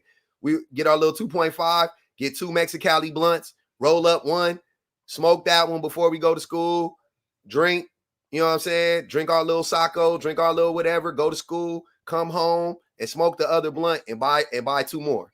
You know what I'm saying? So we had 5 because my mom used to give me $5 a day for lunch. So I had $25 for the week. And I would spend, depending on what I would do, but I would spend like 3 of it on, you know, my habits or whatever. So I would do like 3. I do like 2 on the bag, or yeah, I do like 2 on the bag and put in with 2 other dudes because you needed 5 for the sack and $1 for the 2 blunts because blunts was 50 cents a piece. And then we would piece up and buy the little liquor or whatever and do what we had to do. Shit, that's what I'm saying. Like, you ain't about to sit here and lie, act like we was wilding. It wasn't just my friend group. We wasn't even the craziest. We was the swaggiest. You know what I'm saying? Like, we was in polos, we was the athletes, we was the rappers, we was the popular kids, and we was doing that. And the white boys was doing it. I used to go to them white parties. They be in that mud. They used to be in that mud. Yo, brother. Yo, bro. Yeah, man, come over here, dog. We got bro, I'm just really trying to chill out, bro, and just vibe, bro. Like, yeah, we was on all that type of time. I don't know what you talking about, Mello. I ain't gonna even hold you. The 80s and the 90s was some real crazy times. Crazy work was going on in the 80s and 90s. Like the wildest shit. You know what, public? I mean, maybe that was the issue. Even to this day, I don't smoke or drink. So, that's good. You was a square bear from Delaware. You was a square. I was an athlete. So me too. I ran cross country. Oh, okay. I didn't run no cross country. I played football and played basketball. So therefore, I never really wanted to hell. And then the cats in the neighborhood, they still wouldn't even like, no athlete. You don't need to be around this. Okay. You know. So I mean, so they gave me that much, you know, respect to where they're like, hey, this dude. Hey, in my neighborhood, the older dudes was like, hey, hit this.